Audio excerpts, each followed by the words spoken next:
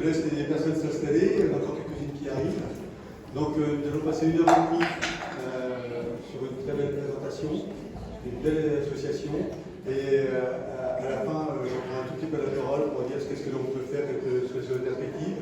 La CPE, donc, comme je l'évoquais tout à l'heure, on était en réunion entre adhérents du conseil locaux, mais c'est une fédération qui est ouverte à l'ensemble des parents d'élèves. Et d'ailleurs, nous avons envoyé des invitations à beaucoup d'entre vous qui n'êtes pas forcément adhérents. Vous pouvez nous rejoindre. Oui, c'est pour ça que je fais gaffe. Mais la CPE est une unité de publique comme élève pour représenter l'ensemble des parents d'élèves. Donc c'est pour ça que nous avons tous invités. Je vais laisser la parole à Noël. Oui, bonjour, merci d'être venu. Je voudrais avant tout remercier la FCPE. Comme je le disais tout à l'heure en petit comité, moi en tant que papa, je dois tout à une association de parents d'élèves qui m'a appris à devenir parent grâce aux conférences auxquelles j'ai pu assister, aux colloques, à toutes les propositions auxquelles j'ai pu accéder. Je disais à quel point quand on est un parent d'enfant en difficulté, on ne la ramène pas, on reste chez soi, on se cache, on n'ose pas parler des difficultés qu'on rencontre, on est quand même atteint dans le rôle qu'on a de parent de ne pas être en réussite en fait. Et je me souviens qu'une fois j'avais organisé une conférence chez Google, là à Paris, où il y a plein de gens bizarres qui ont des enfants bizarres. Personne n'est venu. Personne n'est venu parce que dans le monde de l'entreprise aussi, on n'ose pas dire, ben voilà, il y a un domaine de ma vie où je suis en difficulté. On n'ose pas en parler en famille. Les seules personnes à qui on ose en parler, c'est quand on a par hasard l'occasion de rencontrer des parents qui sont comme nous. Donc il y a une parole à libérer, et c'est vraiment tout à votre honneur d'être venu aujourd'hui aussi nombreux pour écouter cette parole. À partir du moment où vous l'aurez écouté, vous aurez, je le souhaite, le goût et la responsabilité d'aller au-devant de ceux qui n'ont pas osé venir aujourd'hui et qui sont dans la souffrance, dans leur foyer, parce qu'ils n'ont pas de réponse au fait que leur enfant n'a pas envie d'aller à l'école et qu'il se plie de douleur ou qu'il pleure, ce qui est quand même un non-sens absolu. Alors, je commence toujours par mes interventions par cette belle phrase d'Albert Camus, « Mal nommer les choses, c'est rajouter de la misère au monde ». J'entends parfois des personnes qui parlent de surdiagnostic ou qui ne veulent pas d'étiquette. C'est un débat qui n'aurait pas lieu d'être. L'enfant lui-même, il a besoin de savoir qui il est, comment il fonctionne, pourquoi c'est facile pour les autres et difficile pour lui, pourquoi il est victime de harcèlement, pourquoi pour avoir un 12, il est obligé de passer 3 heures avec sa maman à bosser alors que le copain a révisé 5 minutes avant le cours et il a 14. Les enfants se posent plein de questions et ils ont besoin de réponses. Et quand dans le cabinet d'une ergothérapeute, d'un neuropsy ou d'une orthophoniste, le diagnostic arrive, c'est souvent une libération pour l'enfant. Et ça se comprend. Quand on est malade, on va voir le médecin et avant de prendre des médicaments, on a quand même besoin d'un diagnostic. Et je ne sais pas si ça vous fait pour vous comme pour moi, mais quand le diagnostic arrive, on a déjà réglé l'un des 2 problèmes qu'on a. On sait ce qu'on a, on sait que ça existe, on sait qu'on n'est pas les seuls, on sait qu'il y a un médicament et des solutions qui existent. Mais ça, pour un enfant, il faut que vous vous mettiez à leur place. Il est tout seul dans une sphère familiale assez réduite, quelques copains. Pour lui, ces difficultés qu'il rencontre à l'école depuis qu'il est en grande section maternelle ou en CP font partie de sa vie. Mais par contre, il n'a aucun repère, aucune idée qu'il fait partie d'une famille, aussi minorité soit-elle, et il se sent juste nul. Et c'est l'image qui finit par se développer, par se créer de lui-même. Je suis nul. C'est insupportable, hein, vous êtes d'accord. Le slogan de notre association, qui existe maintenant depuis 8 ans, c'est qu'aucun enfant ne se lève le matin pour échouer dans ce qu'il entreprend dans sa journée? Aucun, jamais. À part, bien évidemment, quand, au bout de 5, 6, 7 ans, au moment de rentrer dans l'adolescence, il finit par tout laisser tomber parce qu'on l'a mis en situation de handicap pendant tellement d'années qu'il finit par ne plus croire dans cette proposition d'adulte qui est la nôtre, aussi bien à la maison que l'offre institutionnelle de l'école. Mais au début, avant ces 10-11 ans, avant ces moments de révolte par trop de souffrance, quand il se lève le matin, il veut réussir ce qu'il entreprend, il veut faire plaisir à sa maîtresse ou à son maître, il veut ramener des bonnes notes à la maison, il veut être fier de lui-même. On est tous d'accord avec cette idée, hein? C'est pas toujours le cas, hein? Enfin, il y a encore des... Bref. Donc, ça veut dire que s'il est en échec, c'est pas de sa faute, c'est de la nôtre. Et ça aussi, c'est une parole forte qui est fondamentale pour rentrer dans une autre démarche. La démarche qui a consisté à demander à un enfant de rallier la proposition qui lui était faite. Quand on est dans le constat que cette proposition le met en difficulté, le met en souffrance, le met en situation de handicap, il faut retourner sa veste et faire le chemin inverse. C'est-à-dire qu'il faut lui proposer, il faut que ce soit nous qui allions vers lui pour lui proposer quelque chose qui va lui permettre de s'épanouir et d'acquérir les connaissances dont il a besoin pour former son esprit et devenir un adulte. Aucun enfant ne se lève le matin pour échouer dans ce qu'il entreprend. S'il est en échec, ce n'est pas de sa faute, mais c'est de la faute de la demande qui lui est faite. Cette demande doit être revue. J'enfonce le clou. Ce n'est pas un cadeau et un confort, c'est un droit et un devoir. Je discutais avec quelqu'un la semaine dernière et on évoquait ensemble le fait que la loi sur l'inclusion scolaire, la loi sur l'égalité des chances, car c'est comme ça qu'elle s'appelle, date du 11 février 2005. Ça fait 18 ans que l'école est censée accueillir et inclure toute personne, y compris des personnes en situation de handicap. Beaucoup de choses ont été faites et il reste beaucoup à faire. En tout cas, c'est le chemin, quoi. Alors, une fois qu'on a dit ça, bon, j'ai une diapo où je cite quelques chiffres pour montrer un peu la réalité de ce qu'on vit, la réalité de cette souffrance des enfants. 93% des enfants 10 souffrent d'anxiété, 30% des enfants qui ont une dyslexie font une dépression. C'est quand même assez extraordinaire. 6 enfants sur 10, donc souffrant de troubles, des apprentissages, ont subi des harcèlements ou des violences à l'école. 60% de la part d'élèves, 53% de la part des adultes. Donc ça, c'est des chiffres, j'ai les sources, il n'y a pas de souci. 74% des enfants qui étaient mauvais lecteurs en CE1 restent des mauvais lecteurs en 6e. J'aurais tendance je reviendrai là-dessus, mais ne nous acharnons pas à vouloir faire des choses qui ne fonctionnent pas et qui mettent l'enfant en souffrance. Proposons-lui des alternatives. Et l'ordinateur est l'une de ces alternatives. Il y en a d'autres, mais cette notion d'alternative, elle est importante. J'y reviendrai tout à l'heure. Alors, je ne suis pas médecin, je ne suis pas enseignant, je suis un parent. Et l'action mon action et celle de l'association Fuseau France est une association éminemment parentale, mais je tiens quand même à vous préciser quelque chose, quelques notions sur les troubles 10, alors qu'on n'appelle plus maintenant troubles 10, qu'on appelle des troubles du neurodéveloppement.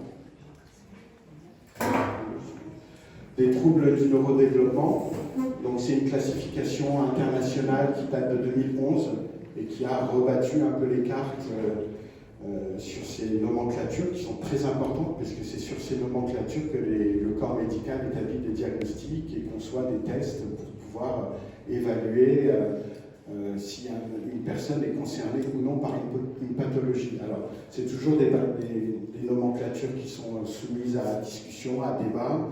D'ailleurs, elles évoluent. On est à la version 5 depuis les années 70. Mais aujourd'hui, on en est là. Donc, si vous entendez quelqu'un qui vous parle de trouble 10, il a un petit peu de retard dans ses connaissances.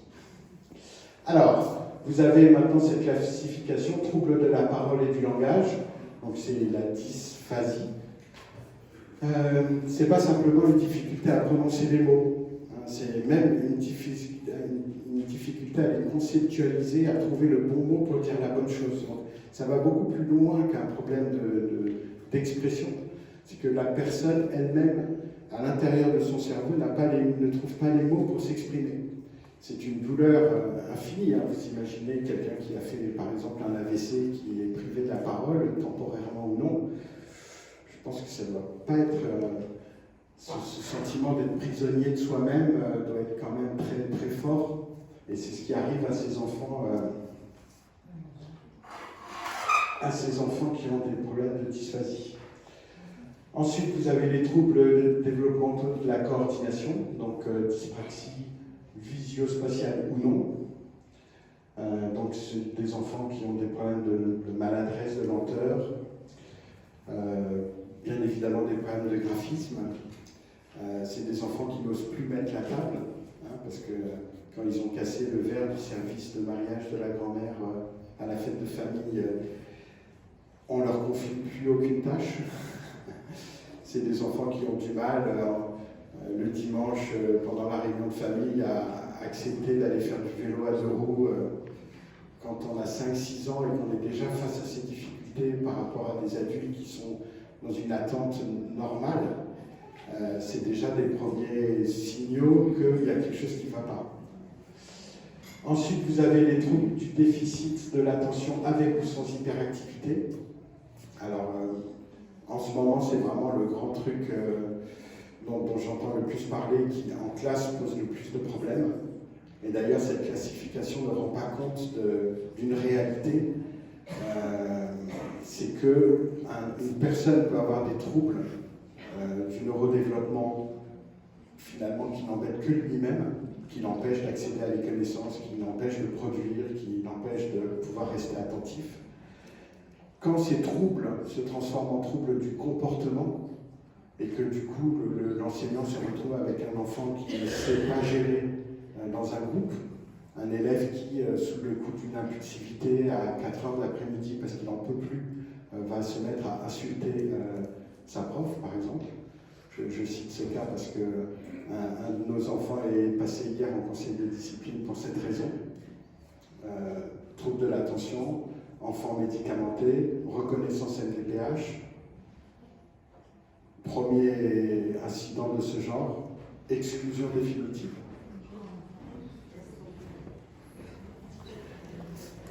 On parle des troubles de l'attention, on parle de l'hyperactivité, on ne parle pas d'une troisième notion qui est si importante pour ces enfants, c'est l'impulsivité, qui provoque justement ces troubles du comportement.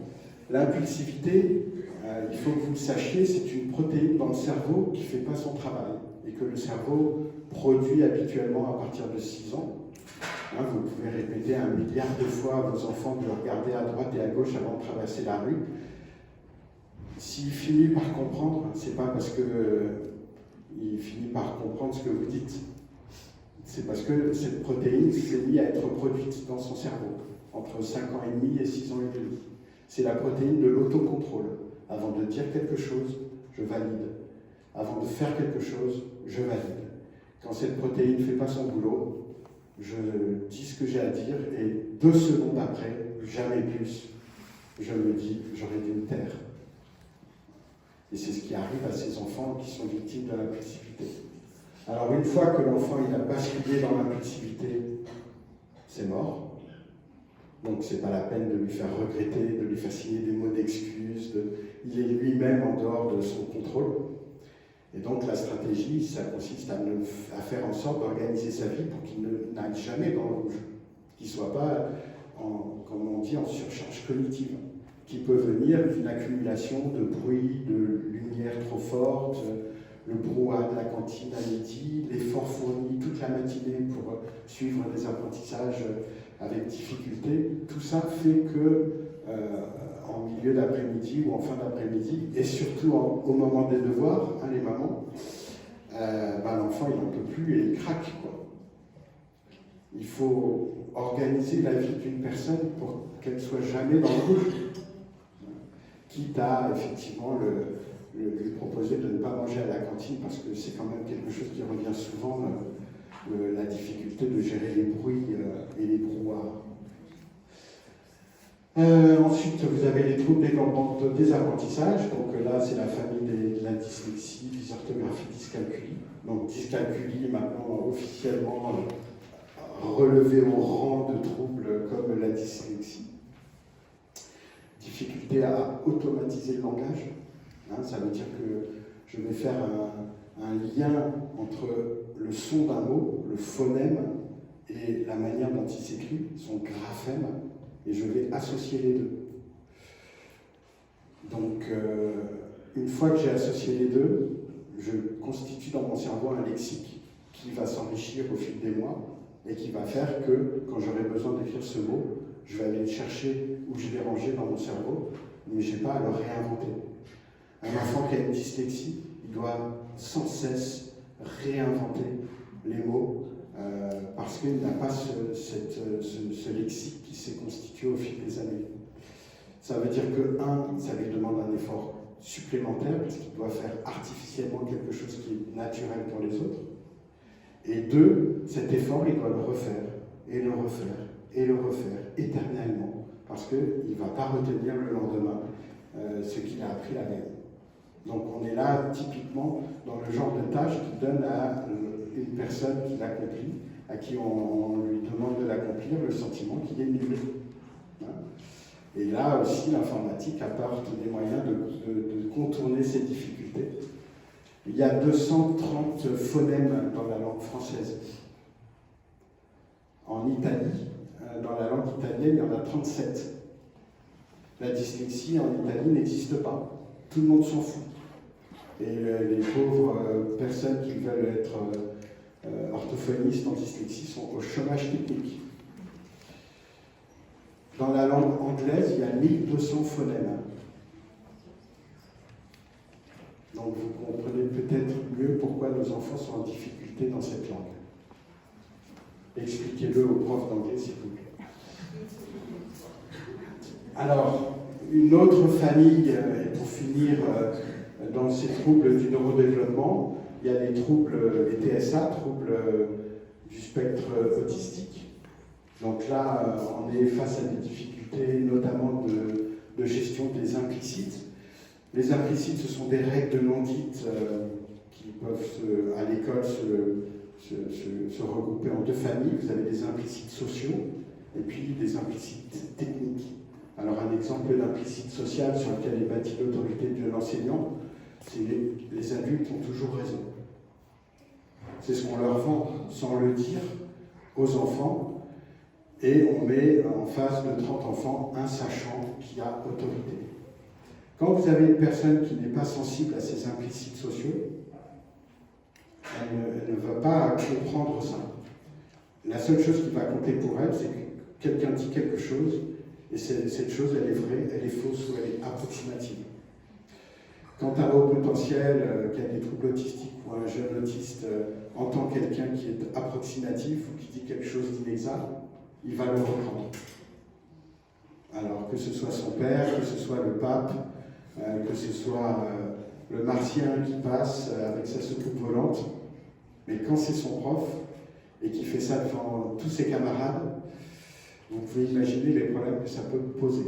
Il ne peut pas faire la différence parce qu'il n'a pas le sens de l'autorité.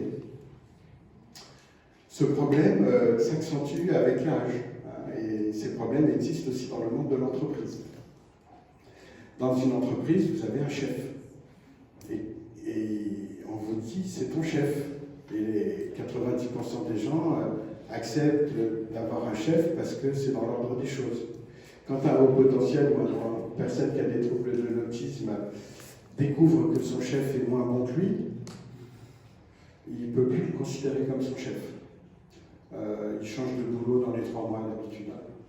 Ou alors il est blacklisté parce qu'il est dans une administration et on rentre là dans une boucle de harcèlement ou de blacklistage dans le monde du travail. Je ne suis pas là pour en parler, mais il n'y a pas que les enfants qui ont des troubles du neurodéveloppement. En tout cas,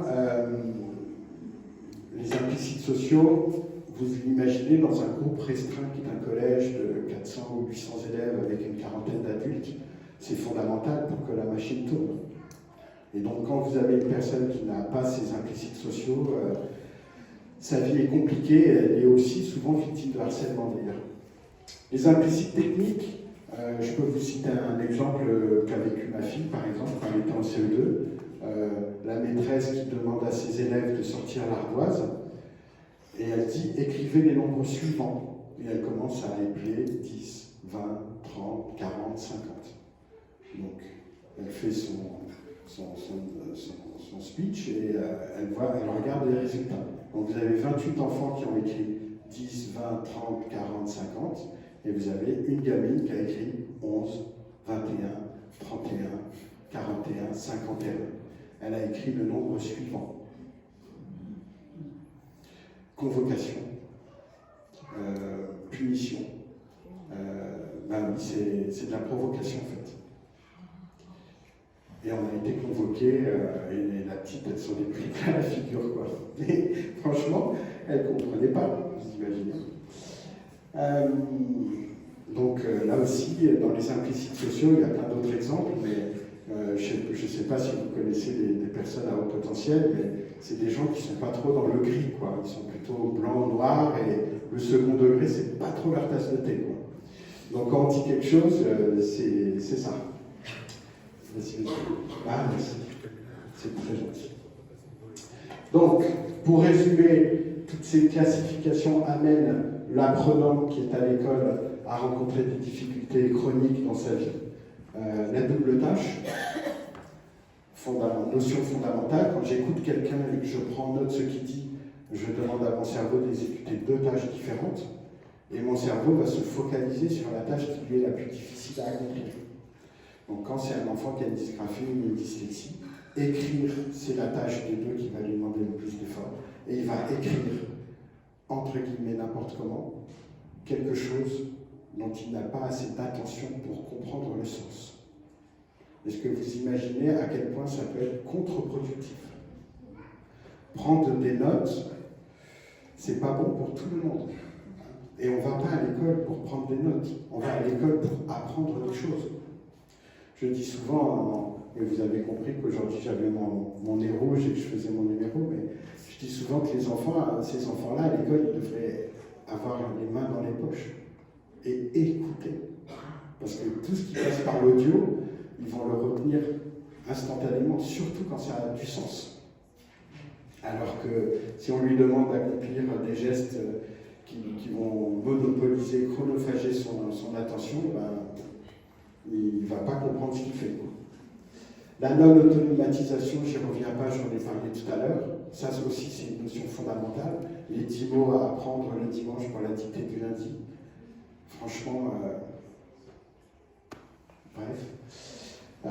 Le syndrome dysexécutif, ça aussi, c'est des notions un peu nouvelles dans la gestion de hiérarchiser des consignes. Quand vous demandez à votre enfant, parce que vous êtes allé dans sa chambre, de monter dans sa chambre, de ranger sa chambre, de prendre le linge sale et au moins d'avoir la décence de le mettre dans la machine à laver, ben, votre enfant il monte dans sa chambre et puis quand il arrive là-haut, il ne sait plus pourquoi il est là-haut. Donc vous le retrouvez 20 minutes après en train de jouer, innocemment, et bien évidemment il se fait engueuler, quoi. Vous imaginez que dans une classe, à l'école, la gestion des consignes et leur hiérarchisation est fondamentale. Quand vous avez une personne qui est en difficulté dans cette notion de séquençage de ce qu'on lui demande, parce que pour lui c'est un gros tas de trucs et puis qui va retenir que le premier et puis il va zapper le reste, ben c'est un enfant qui très très vite va être en souffrance à l'école.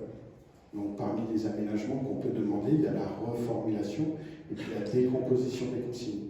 Et nous, avec nos ordinateurs, on apprend aux enfants à écouter les phrases des consignes une par une et à bien faire un temps entre chaque. Quand j'ai passé mon bac de français, j'étais dans une section littéraire, j'ai eu 3 à mon épreuve écrite. Il y avait 2 mots dans le sujet. J'ai traité que le premier.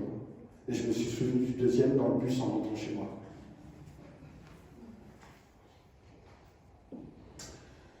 Alors, dans cette classification, il manque pour moi, qui suis un bénévole de terrain, quelque chose sur les hauts potentiels. Alors, si ça ne vous dérange pas, je sais que ça ne concerne pas toutes les personnes qui sont présentes, mais c'est quand même les grands oubliés, donc je leur fais un petit focus là. Être haut potentiel, ça ne se diagnostique pas. C'est pas médicalement, ça ne se diagnostique pas. Donc vous pouvez aller voir un neuropsy qui va faire passer des tests à vos enfants ou à vous-même en fonction de l'état émotionnel de l'enfant, de la manière dont le test est fait, de la compétence du professionnel qui a normalement dans sa mallette des tests alternatifs pour tenir compte des troubles des apprentissages de certains enfants, parce qu'on a des hauts potentiels qui ont des dyslexies, des dyspraxies, et du coup ça brouille les cartes. On peut obtenir ou non une certaine vérité dans un bilan neuropsy, mais ça n'arrive pas toujours, et je vois beaucoup d'enfants qui n'ont pas pu être diagnostiqués. Il y a aussi un autre phénomène que les hauts potentiels, dont les hauts potentiels ont fait leur spécialité, c'est la compensation. Comme ils ont beaucoup de ressources en termes d'intelligence verbale, ils vont retenir au maximum à l'audio et ils vont faire semblant que tout va bien, alors que tout va mal, mais personne ne s'en aperçoit. Et c'est souvent des enfants qui, à 13-14 ans, craquent littéralement parce que tout seuls, dans leur vie, dans leur intimité, ils se sont mis dans le rouge sans rien dire à personne par les efforts insensés qu'ils font depuis des années pour être normaux. Et arriver en 4e, traditionnellement à la rentrée des vacances de la Toussaint, là le niveau s'accélère et c'est des enfants qui craquent parfois du jour au lendemain. Donc attention, danger. Donc, pour en revenir à cette histoire de diagnostic si délicate, je ne peux, moi, ce que je fais quand j'ai au téléphone des familles et qu'en posant 2-3 questions, je me dis oulala, je commence à parler d'hypersensibilité, je commence à parler de sens de l'injustice, je commence à parler de harcèlement ou de besoin de sens. J'invite les parents en première intention à acheter un livre qui est d'ailleurs écrit par une psychologue qui est de Montpellier, qui s'appelle Christelle Petit-Colin, et qui s'appelle Je pense trop, et qui a écrit d'ailleurs après un livre qui s'appelle Mon enfant pense trop. Et je ne peux que vous inviter à lire ce livre et à vous faire une opinion par vous-même. Et comme les papas ne sont pas trop... Alors le conseil que je donne aux mamans, c'est d'acheter le livre, de le lire, et ensuite de le laisser traîner. Normalement, au bout d'un moment, le papa va quand même jeter un petit coup d'œil dans le sommaire, et à partir de là, une nouvelle vie commence. Donc, un petit mot sur les hauts potentiels, pour parler de leur hypersensibilité. Je ne vais pas parler ici, je vais être un peu technique, mais cette hypersensibilité, elle ne tombe pas du ciel. Elle a une source très précise qui s'appelle l'hyperesthésie. C'est voilà, vous savez, on a 5 sens en moyenne, et on s'est aperçu que les hauts potentiels avaient des hypersensibilités dans un ou deux de ces sens-là. Souvent, c'est l'audio, ça peut être le son, ça peut être le tactile, des enfants à qui il faut découper les étiquettes, qui refusent de porter certains vêtements parce qu'ils ont un tissu qui les incommode. Ça peut être une hypersensibilité gustative avec des enfants qui n'aiment pas les mélanges, qui veulent des nourritures très séparées, qui ne vont pas vouloir manger un aliment de telle couleur. Ça peut être une hyperesthésie visuelle. C'est pour ça que c'est bien dans certaines écoles, on commence à créer des salles de repos, entre guillemets, où l'enfant peut redescendre quand il est agressé par la lumière du jour ou des lumières. En tout cas, tout ça, c'est une recherche qui se fait bien évidemment au cas par cas. Les enfants le savent très bien, sauf qu'ils n'osent pas le dire, mais quand on les interroge, ils vous donneront toutes les clés dont ils ont besoin pour être heureux, ça c'est clair.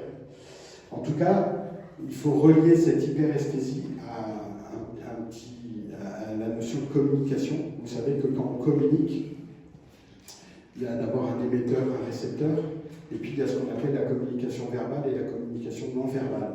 60% des informations qu'on reçoit de quelqu'un à qui on s'adresse ne viennent pas des mots qu'il prononce, mais du ton qu'il emploie, du regard qu'il a, des gestes qu'il accomplit, de sa position.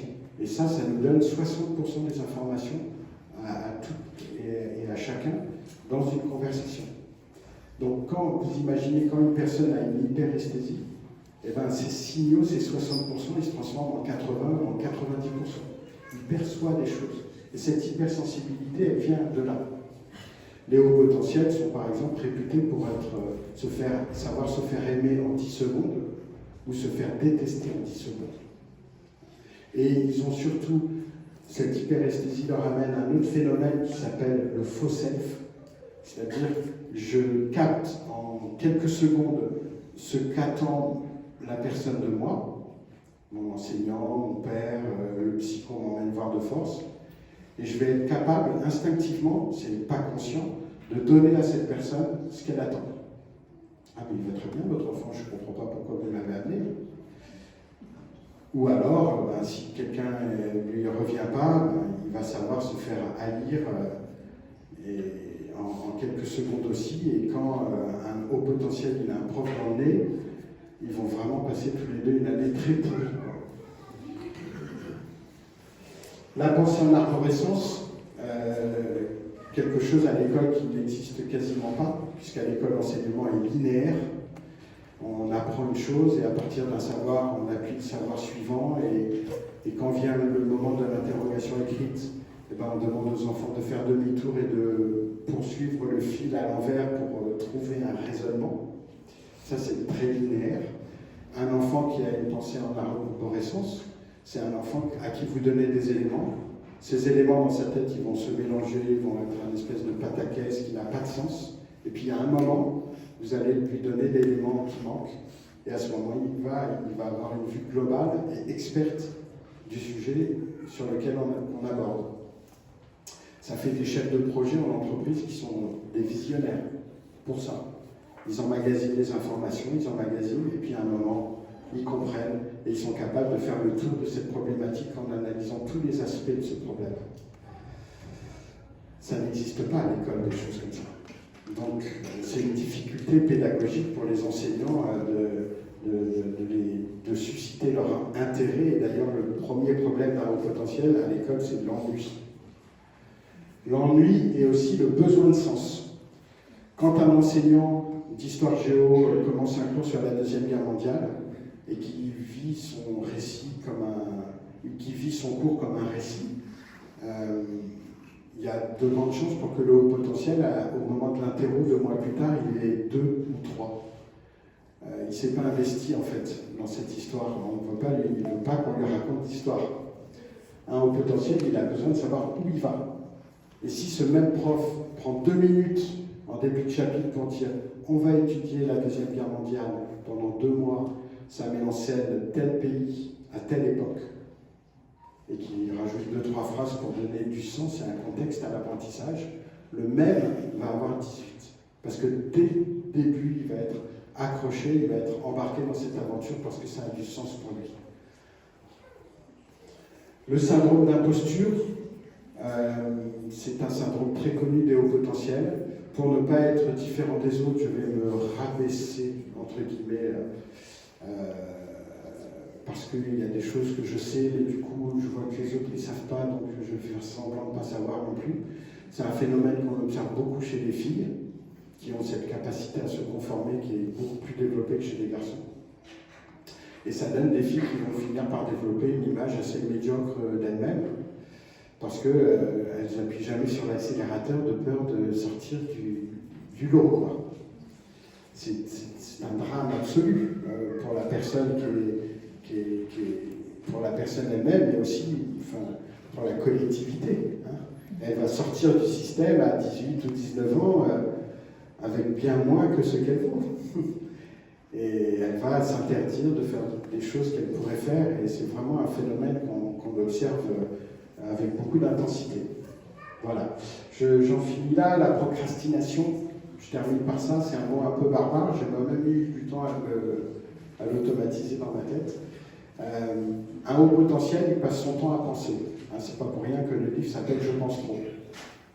Et sa pensée étant très vive, quand une personne à haut potentiel pense à quelque chose, c'est presque comme s'il la vivait. Dans le son, dans l'image, dans le goût. Les hauts potentiels sont capables d'évoquer une odeur ou un goût avec une acuité absolument incroyable. Ça veut dire que quand ils se projettent dans quelque chose qu'ils ont à faire, quand ils le font en réalité, ils l'ont déjà fait plusieurs fois dans leur tête. D'où la notion d'ennui. Et le problème, c'est que quand vient le passage à la réalité, qu'un grain de sable vient se glisser là-dedans qui n'était pas prévu, et ben, certains enfants à haut potentiel se trouvent dépourvus. Et comme le résultat est moindre que ce qu'ils espéraient, et ben, ils finissent petit à petit par développer le réflexe de ne pas rendre réel les choses qu'ils ont vécues en pensée, de ne pas terminer ce qu'ils ont commencé. C'est un phénomène aussi qu'on observe quand ils font des activités sportives. Vous payez 250 € la cotisation en septembre, et puis en mi-octobre, il vous dit qu'il a envie d'arrêter. Vous lui demandez de terminer l'année parce que vous pensez à vos 250 pauvres euros qui ont disparu pour rien. Mais en fait, lui, il est passé à autre chose. Il est passé à autre chose parce qu'en quelques semaines, il a mesuré son incapacité à devenir champion du monde dans la discipline en question. Donc ça ne l'intéresse plus. Et donc, c'est des enfants qui papillonnent d'activité en activité jusqu'à ce qu'ils trouvent la leur. Voilà, quelques petites clés, mais encore une fois, la littérature vous en apprendra beaucoup. En tout cas, pour revenir aux difficultés de ces enfants, tous ces enfants, j'ai fait cette petite diapo pour parler de justice et d'équité. C'est vraiment quelque chose qui revient beaucoup, à la fois dans ceux qui défendent le droit de ces personnes en situation de handicap, et puis dans le discours de ceux qui sont plus dans une vision de l'école de la République égalitaire, où tout le monde doit faire la même chose de la même façon au même moment. Ils n'ont rien compris, hein, mais ils ont du mal à comprendre qu'ils ne comprennent pas. C'est une question qui se pose, la justice et l'équité. La justice, l'enfant, il en a besoin. Il a besoin de sentir qu'il y a un équilibre entre les efforts qu'il fournit et les résultats qu'il obtient. Si cet équilibre n'est pas respecté, au bout de quelques années et au moment de l'adolescence, il va vous dire allez vous faire voir. Vous me demandez quelque chose, ça me demande beaucoup d'efforts, j'ai des résultats minables, il y a quelque chose qui ne va pas dans cette proposition-là. Et donc, on a des taux d'échec et de décrochage scolaire qui sont faramineux dans ces populations. C'est multicritère, la justice et l'équité.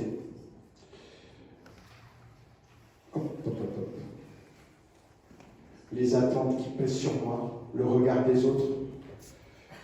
On a des enfants qui refusent d'aller à l'école avec un ordinateur parce qu'ils ont peur d'afficher leur différence, ils ont peur des réflexions des camarades, ils ont peur de ce qu'on va penser d'eux. Le regard des autres à ces âges est très très lourd, hein, et très injuste. Hein. C'est pas un âge extraordinaire, hein, vous en conviendrez. On est vite jugé, vite condamné, l'ennemi d'hier devient la meilleure amie de demain, et ça recommence dans des boucles émotionnelles infernales que les hauts potentiels et les enfants dits ont beaucoup de mal à gérer. En tout cas, en fonction de l'âge que j'ai, si je suis haut potentiel ou non, si j'ai des troubles autistiques, si l'un de mes parents est concerné, hein, ça c'est aussi un phénomène qu'on remarque énormément. Quand l'un des deux parents et souvent à l'occasion d'un diagnostic donné à son enfant aujourd'hui, puisqu'aujourd'hui quand même on cherche des réponses, découvrent à 40 ou à 45 ans, ce qui a été mon cas, personnellement, qu'on est haut potentiel et qu'on a des troubles de l'attention, par exemple, ça déménage, quoi. Ça déménage, mais du coup, on porte un œil sur son enfant qui est un peu plus, entre guillemets, compréhensif. Et d'ailleurs, cette compréhension recule souvent des diagnostics, parce que finalement, on voit que son enfant se comporte comme on se comportait quand on était enfant. Donc il y a une sorte de normalité, y compris dans le fait de souffrir à l'école, qu'il est parfois chez les papas difficile de combattre. Hein. J'ai raté mes études, rate tes études, mon fils. Donc le besoin d'aller chercher des réponses, d'aller diagnostiquer, il est souvent l'apanage des mamans. Et merci à elles qui ont raison avant tout le monde. Je tiens toujours à le dire. Je sais qu'on ne vous écoute pas assez. Battez-vous, parce que vous avez raison. Vous avez toujours raison. Merci.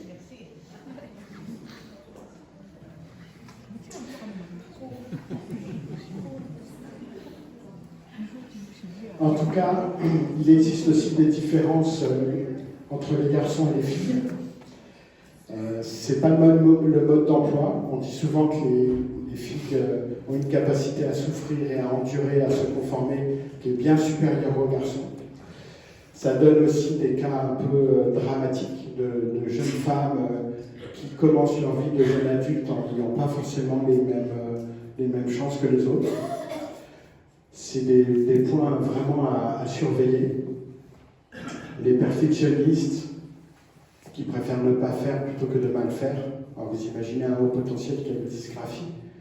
C'est le premier lui-même à être déçu de lui-même. Et c'est ça tous les jours de sa vie, quoi. Et puis, vous avez les personnes qui sont plutôt introverties, qui, elles, n'ont pas non plus le même parcours. Il y a des enfants qui finissent l'année scolaire près d'une fenêtre au fond de la classe sans que personne ne connaisse leur prénom. Vous avez au contraire des enfants extravertis qui vont être les chefs de bande et qui, à défaut de pouvoir exister par le haut, vont rentrer dans des dynamiques inversées d'exister par le bas, c'est-à-dire de perturber le plus possible. C'est des appels au secours, ça veut juste dire regardez-moi, j'existe. Il y a entre 8 et 10% des personnes qui ont une dyslexie à l'école, 35% des chefs d'entreprise. C'est toujours un chiffre qui me frappe, ça veut vraiment dire, quelque part, la société n'a pas reconnu mes talents, j'ai pas pu faire d'études, j'ai pas pu rentrer dans une grande boîte, ou alors effectivement je ne supporte pas l'autorité, mais j'ai quand même un talent, un charisme, une vision globale des choses, j'ai un projet, une vision, des idées, je suis créatif. Et c'est vrai qu'on passe beaucoup de temps à parler de ce qui ne va pas chez un haut potentiel ou une personne qui a une dyslexie ou une dyspraxie, parce qu'il est mis en situation de handicap dans la proposition que lui fait l'école, donc au quotidien. En réalité, ces personnes ont des qualités absolument extraordinaires, assez rares, et que le monde du travail valorise assez bien. Les programmes informatiques, tout ce qui est technologie, c'est quand même, faut avoir cette vue à la fois globale et du détail, qui sont l'apanage des personnes qui ont une dyslexie, et ça a été prouvé scientifiquement. Donc, s'il y a des personnes ici concernées, je rappelle bien l'esprit de la loi de 2005, hein, nos enfants sont mis en situation de handicap, ils ne sont pas handicapés, ils sont mis en situation de handicap, et ils ont des talents que plus tard dans leur vie, heureusement, ils pourront valoriser, pour peu qu'ils arrivent à l'âge adulte avec une image d'eux-mêmes pas trop dégradée. En tout cas, la notion fondamentale, les efforts que je fournis, les résultats que j'obtiens. En tant que parent, au moment des devoirs, le soir, c'est ça le baromètre, quoi. C'est pas les notes. Si un enfant il a 13 de moyenne, on ne peut pas s'en satisfaire s'il mérite 18. Et finalement, les notes ne sont que l'expression de son aisance ou de ce rapport entre les efforts fournis et les résultats obtenus. Et vous devez, vous, parents qui accompagnez vos enfants au quotidien, mesurer ce curseur qui est vraiment pour moi le plus important de tous. Pardon de donner des conseils comme ça, je sais que c'est pas facile tous les jours. En tout cas, pour en revenir un peu aux troubles du neurodéveloppement, je vous redonne une petite diapo là qui concerne aussi une classification médicale. Je le fais pour vous aider à expliquer à l'entourage, au professeur principal en début d'année, à la belle-mère, à la belle-sœur qui donne des leçons parce que son enfant est premier de sa classe. La classification, elle est ainsi faite. Vous avez des personnes qui ont des retards, vous avez des personnes qui ont des troubles et vous avez des personnes qui ont des déficiences. Donc le retard, par définition, ça se rattrape. Je viens de déménager, mes parents ont divorcé, mon petit chat est mort ou mon poisson rouge. J'ai un trou dans la raquette à un moment, il y a 2 mois que je passe à être préoccupé par d'autres problèmes que d'apprendre mes leçons. Et ce retard, je vais pouvoir le rattraper. Et notamment avec l'aide de professionnels, ça peut être un orthophoniste, une psychologue, tout simplement le temps et puis l'empathie de l'entourage. Nos enfants, nous, ils sont dans la colonne du milieu, ils ont des troubles, c'est-à-dire qu'une partie de leur cerveau est concernée par ces troubles, mais pas tout le cerveau. Et donc ça donne des déséquilibres à l'intérieur de soi, et c'est ça les troubles du neurodéveloppement. Ces troubles sont structurels.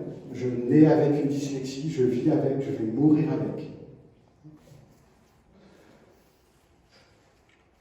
Elles correspondent à un écart donc significatif entre une fonction cognitive, mais pas toute. Et donc la réponse, c'est de basculer assez vite de la rééducation à l'idée de compensation.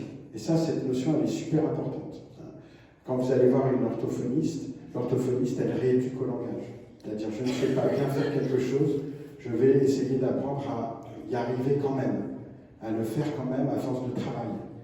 On obtient un certain résultat, et au bout d'un moment, sans qu'on sache vraiment discerner, la personne atteint un plafond de verre, qui est son plafond de verre à elle, qui fait qu'au-delà, je ne peux pas aller parce que mon trouble est structurel. Et dans la vraie vie, ça se traduit comme ça. Vous avez la chance de trouver une orthophoniste sur la liste d'attente sur laquelle vous êtes depuis 1 an ou 6 mois. Vous établissez un programme de 50 séances, c'est-à-dire 1 fois par semaine pendant 1 an, et vous êtes bien content. Et puis au bout de la 25e, de la 10e ou de la 30e, votre enfant, il commence à plus vouloir y aller. Il préfère jouer à son jeu vidéo. Et il a de plus en plus de mal à accepter de monter dans la bagnole pour se taper 30 minutes de route, 40 minutes de séance et 30 minutes de route. S'il y a des professionnels de la santé, là, je pense que vous comprenez, vous savez ce dont je parle. À partir de ce moment-là, l'enfant, il a atteint son plafond de verre. Il le sait. Et il sait qu'il y va pour rien. C'est sa façon de le dire. Elle est maladroite. Un enfant reste un enfant. Mais parce qu'il ne se lève pas le matin pour échouer dans ce qu'il entreprend, vous savez qu'au début, il va volontiers parce qu'il va y gagner quelque chose. Et qu'à partir du moment où il ne veut plus y aller, arrêtez. Vous faites une pause qui va sûrement durer longtemps. Et enchaîner sur autre chose. Les enfants ont plein de choses à nous dire, mais il faut comprendre que comme ils sont en difficulté et que ce sont ces difficultés dont on parle, ils ne s'estiment pas légitimes à s'exprimer.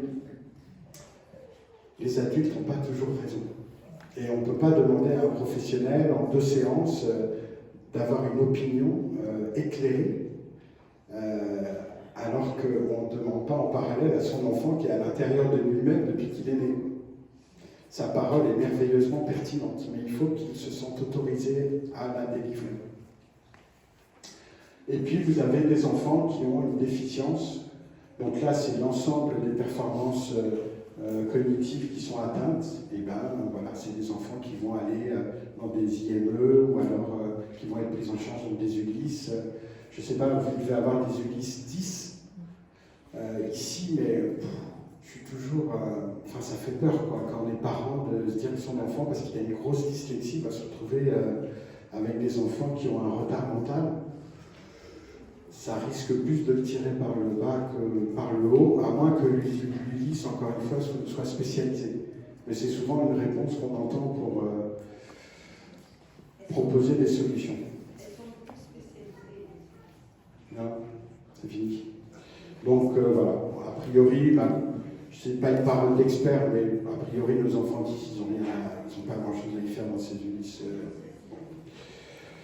Peut-être qu'Annie pourra en dire un mot tout à l'heure, si elle le veut. En tout cas, voilà, c'est important en fait d'expliquer à l'enseignant que tout n'est pas rééducable à force de travail, d'effort et de maturité.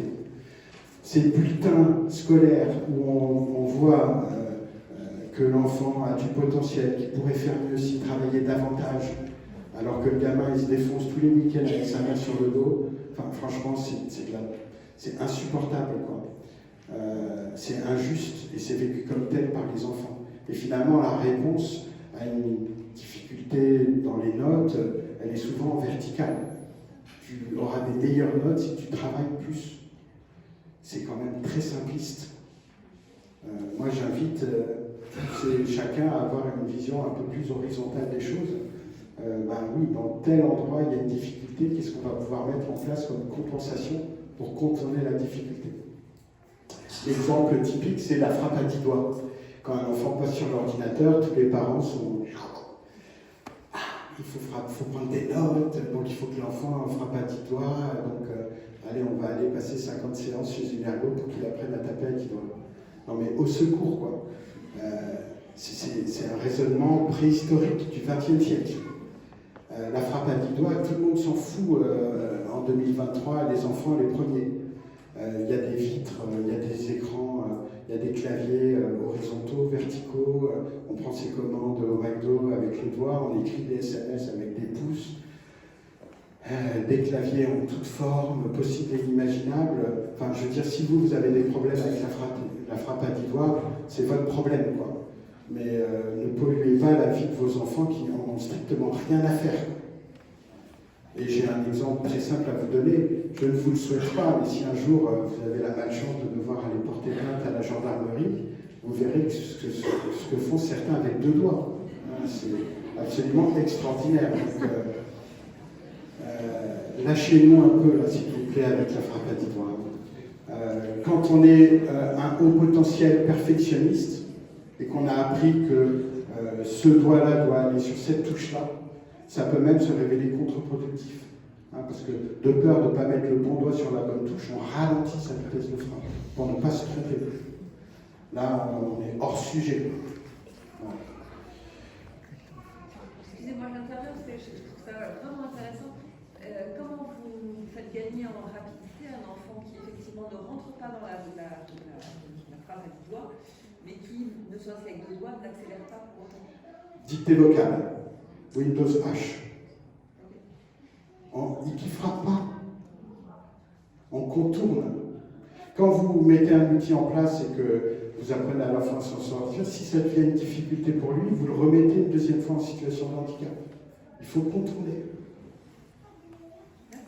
De rien. Alors, tout ça pour vous parler de cette diapo que j'adore parce qu'elle synthétise un peu les choses. Je ne vais pas faire de suspense, je vais vous l'afficher complètement. Là aussi, c'est un outil qui doit vous permettre à vos parents de communiquer auprès de tout le monde. C'est bon? Voilà.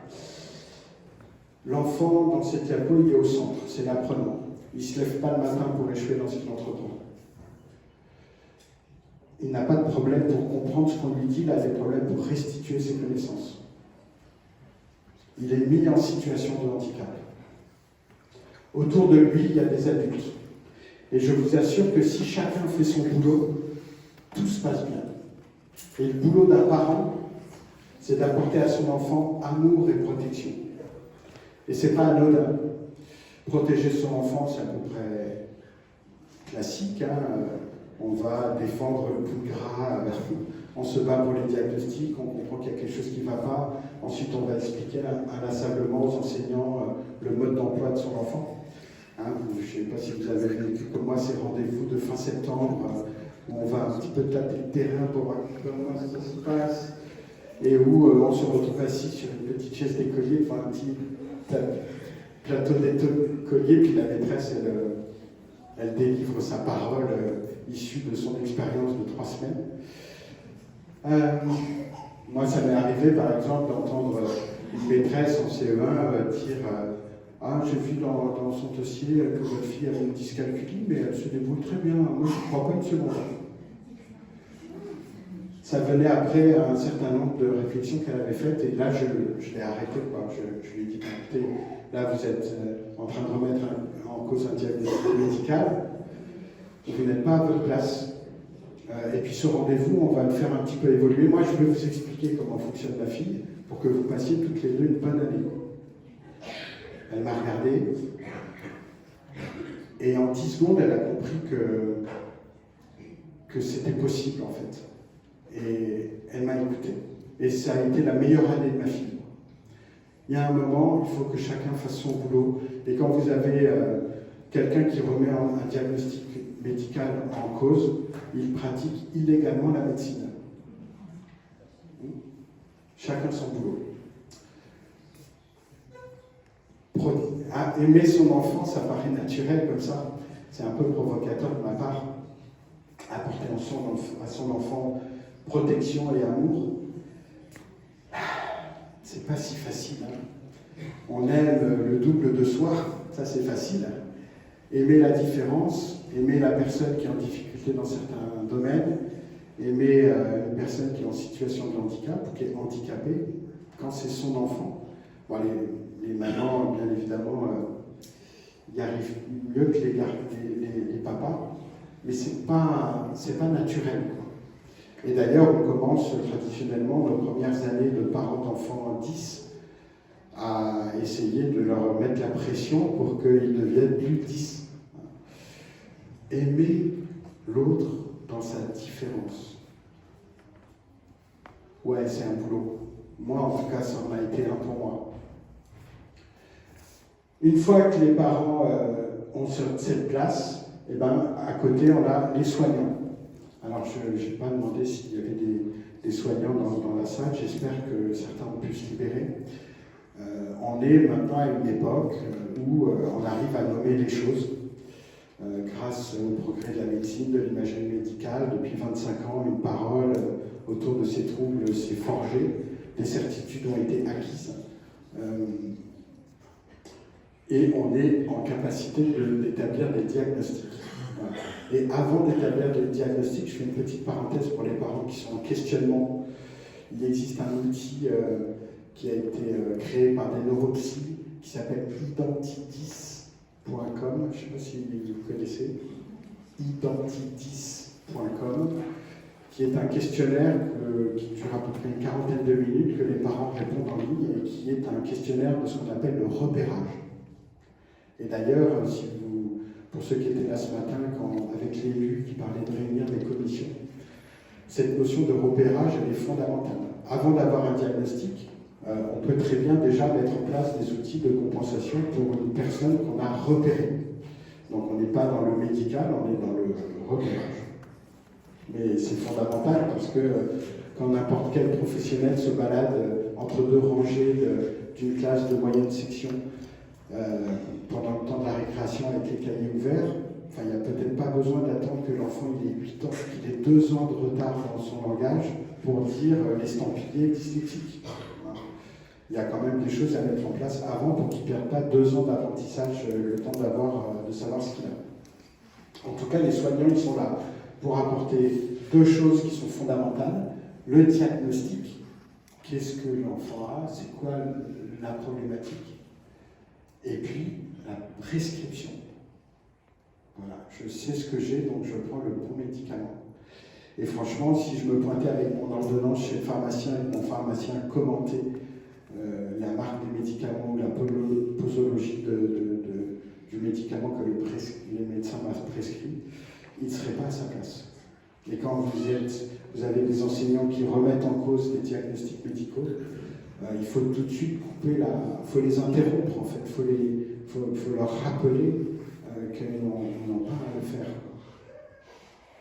Après, chacun a son opinion sur la manière dont le PSG a gagné son dernier match, mais tout le monde est entraîneur de foot. Chacun son boulot. Donc, parmi les prescriptions, il y a l'utilisation d'un ordinateur pour aller à l'école, il y a le tiers-temps, il y a plein de choses. Oui. Le scan. Oui, tout à fait. Voilà, le souris scan, je ne suis pas trop fan, mais bon. Oui, il y a. Voilà, c'est important de comprendre qu'il revient aux médecins ou aux soignants, ergothérapeutes, orthophonistes, d'établir ces aménagements et aux enseignants de le respecter, à condition de ne pas se retrouver avec des PAP qui ont 50 lignes et où on veut mettre des croix dans les 50 lignes. Je veux dire, l'enseignant, il est là pour enseigner. Il a en face de lui 30 élèves. Il n'est pas là pour que son temps soit cannibalisé par un ou deux enfants au détriment des autres. Donc il faut être aussi dans le respect de la liberté pédagogique de l'enseignant et de son métier qui est de gérer un groupe. C'est un métier qu'il a choisi. Il n'a pas choisi d'être médecin ou de toutes ces histoires de troubles. Bon, souvent j'entends dire que les enseignants ne sont pas formés.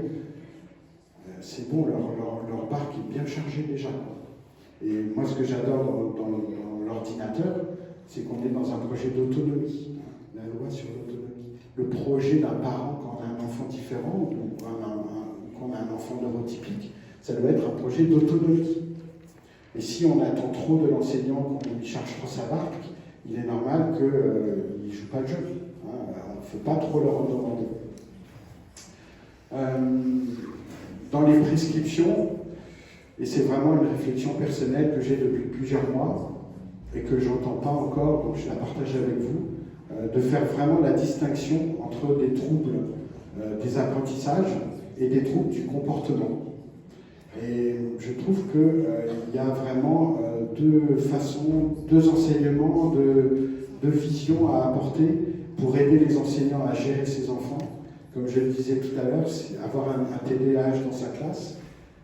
Purée, mais je ne sais pas qui accepterait, on leur impose ça, quoi. Alors c'est la loi, d'accord, la vie, blabla, mais la vraie réalité de ce que vit une maîtresse de CM2 quand elle a un enfant qui est TDAH avec impulsivité, personne n'aimerait être à sa place. Donc il y a une parole à préciser là-dessus, je pense, et ça passe par le fait d'autoriser l'enfant à se lever, à quitter la pièce pour aller se mettre au vert pendant quelques minutes, revenir après. Voilà, il y a des choses à mettre en place, mais cette notion du comportement dans la façon dont il peut nuire au groupe, elle est essentielle et je trouve qu'elle est assez peu abordée. En tout cas, pour en revenir aux enseignants, eux aussi, ils ont deux rôles principaux à faire. J'en parlais tout à l'heure, la prévention. Une élève, une enseignante de CP, de grande section de maternelle, de CE1, dans le primaire, elles sont en première ligne pour faire justement ce travail de repérage et alerter les parents qu'il y aurait peut-être un peu à investiguer en prenant rendez-vous avec une orthophoniste. Alors souvent ça commence comme ça parce que l'orthophoniste est remboursé par la Sécu. C'est pas toujours la solution. Il faut sortir un peu les sous de son porte-monnaie pour payer un bilan d'ergo, de psychomote ou aller voir une psy, ce qui est quand même assez injuste. Mais avoir les réponses, ça demande un investissement financier et ça pose aussi question par rapport à l'accès aux soins des familles qui n'ont pas forcément les moyens. Et j'en parlerai aussi pour l'ordinateur. Nous, l'ordinateur de notre association, je vous le dis cash, c'est 1120 €. Il y a des familles qui ne peuvent pas. Et donc elles vont priver leur enfant pendant toute leur scolarité d'un outil qui permettrait d'exprimer leur potentiel parce qu'elles ne peuvent pas. Et ça, c'est vraiment un problème qui est insupportable. En tout cas, cette histoire de prévention, c'est super important. Donc, c'est super important que les enseignants ils soient sensibilisés à du repérage. Encore une fois, on n'est pas dans le diagnostic et du repérage. Et puis, une fois qu'un un élève débarque avec un PAP ou un PPS, faire le job, quoi. Respecter la loi. Quand on est prof principal et que le parent donne une information, pas entendre le prof de techno 6 mois plus tard dire « Ah ben je ne savais pas que votre enfant avait un PAP ». Enfin, c'est encore des trucs qu'on vit, quoi. C'est juste pas possible. Et puis le respect des lois. Le respect des lois, mais ça va dans des trucs un peu fins. Quand vous avez, moi je sais qu'à l'association, au mois de septembre, on est bombardé de coups de fil. Comment est-ce qu'on enlève le correcteur orthographique? Alors, au début je me faisais avoir, maintenant je sais. C'est la maîtresse qui l'a demandé. Oui, c'est ça. Donc votre enfant, il a une dysorthographie ou il a une dyslexie, il a le droit d'utiliser le correcteur orthographique quand il prend ses cours, mais quand il est évalué, il a le droit d'avoir 0 et de fermer sa gueule. Ah ben oui, mais l'équité, blablabla, par rapport aux autres, ben oui, mais non. Je peux demander à une personne en fauteuil de ramper pendant 100 mètres, hein. Elle va y arriver, hein, c'est sûr. Elle va arriver après les autres, et puis je ne sais pas trop à quoi ça lui sert, ni pour la personne qui a rampé 50 mètres, ni pour celui qui a demandé à la personne de ramper 50 mètres. Je ne vois pas où il y a un gagnant dans cette histoire. Donc je pose la question, est-ce que votre enfant a une dyslexie ou une dysorthographie? Quand la réponse est oui, le correcteur orthographique, la dictée vocale, le prédicteur de mots sont des droits de compensation qui lui permettent d'être à égalité de chance avec ses camarades, et pas le contraire. Voilà. Faites établir une attestation par l'orthophoniste. C'est des petits riens, mais enfin, mettez-vous à la place des enfants, quoi. C'est vécu au quotidien comme une injustice. Je me souviens qu'une fois, alors nous on dit aux enfants, quand on les équipe d'un ordinateur, tu vas avec ton ordinateur et tu ne mets pas de cahier ni de feuille. Et au tout début, on a un petit Damien, je me souviens en Bretagne, qui nous avait raconté l'anecdote suivante. En première leçon de français à sa rentrée en 6e, le prof avait dit toutes les semaines, le lundi, je vous ferai dicter, et puis on fera la correction le jeudi. Et toi, ton ordinateur, là, s'il te plaît, tu le ranges sur une feuille de papier. Donc, la première dictée se fait, et au jeudi, distribution des copies, le petit Damien, moins 26. C'était sa note. Le lundi suivant, le prof rebelote, il demande aux élèves de sortir une feuille, la dictée se fait, et au moment de ramasser les copies, le prof récupère la copie de Damien et il voit une page blanche. Et Damien, qui est bien évidemment un petit haut potentiel, qui n'avait aucun sens des implicites, ni techniques, ni social, dit je suis sûr d'avoir une meilleure note que la semaine dernière, comme ça.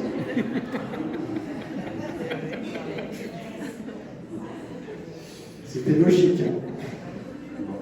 La semaine d'après, il a eu le droit de sortir son indice. Mais il y en a qui se font virer et qui sont convoqués chez le prof pour avoir osé être insolent, alors que le gamin, il a juste été logique. Hein. C'est comme ça. En tout cas, dans vos relations en tant que parents, je reprends le slogan d'une autre association de parents d'élèves, là que mon cœur soit avec la FCPE, parents premier et ultime éducateur. C'est vous qui êtes à la barre, il n'y a personne derrière vous, il n'y a personne pour vous protéger, c'est vous qui êtes là en première ligne et qui devez faire le job. Donc ça, c'est à vous de l'organiser. Vous avez des soignants et vous avez des enseignants et vous êtes là, parents, tous au service de l'enfant, si chacun fait son boulot.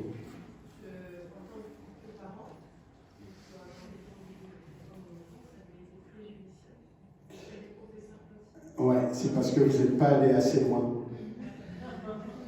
En fait, je ne suis pas là pour dire du mal, bien sûr, mais c'est vrai que dans notre quotidien, l'association, on a affaire à des cas un peu extrêmes voilà, qui se passent mal.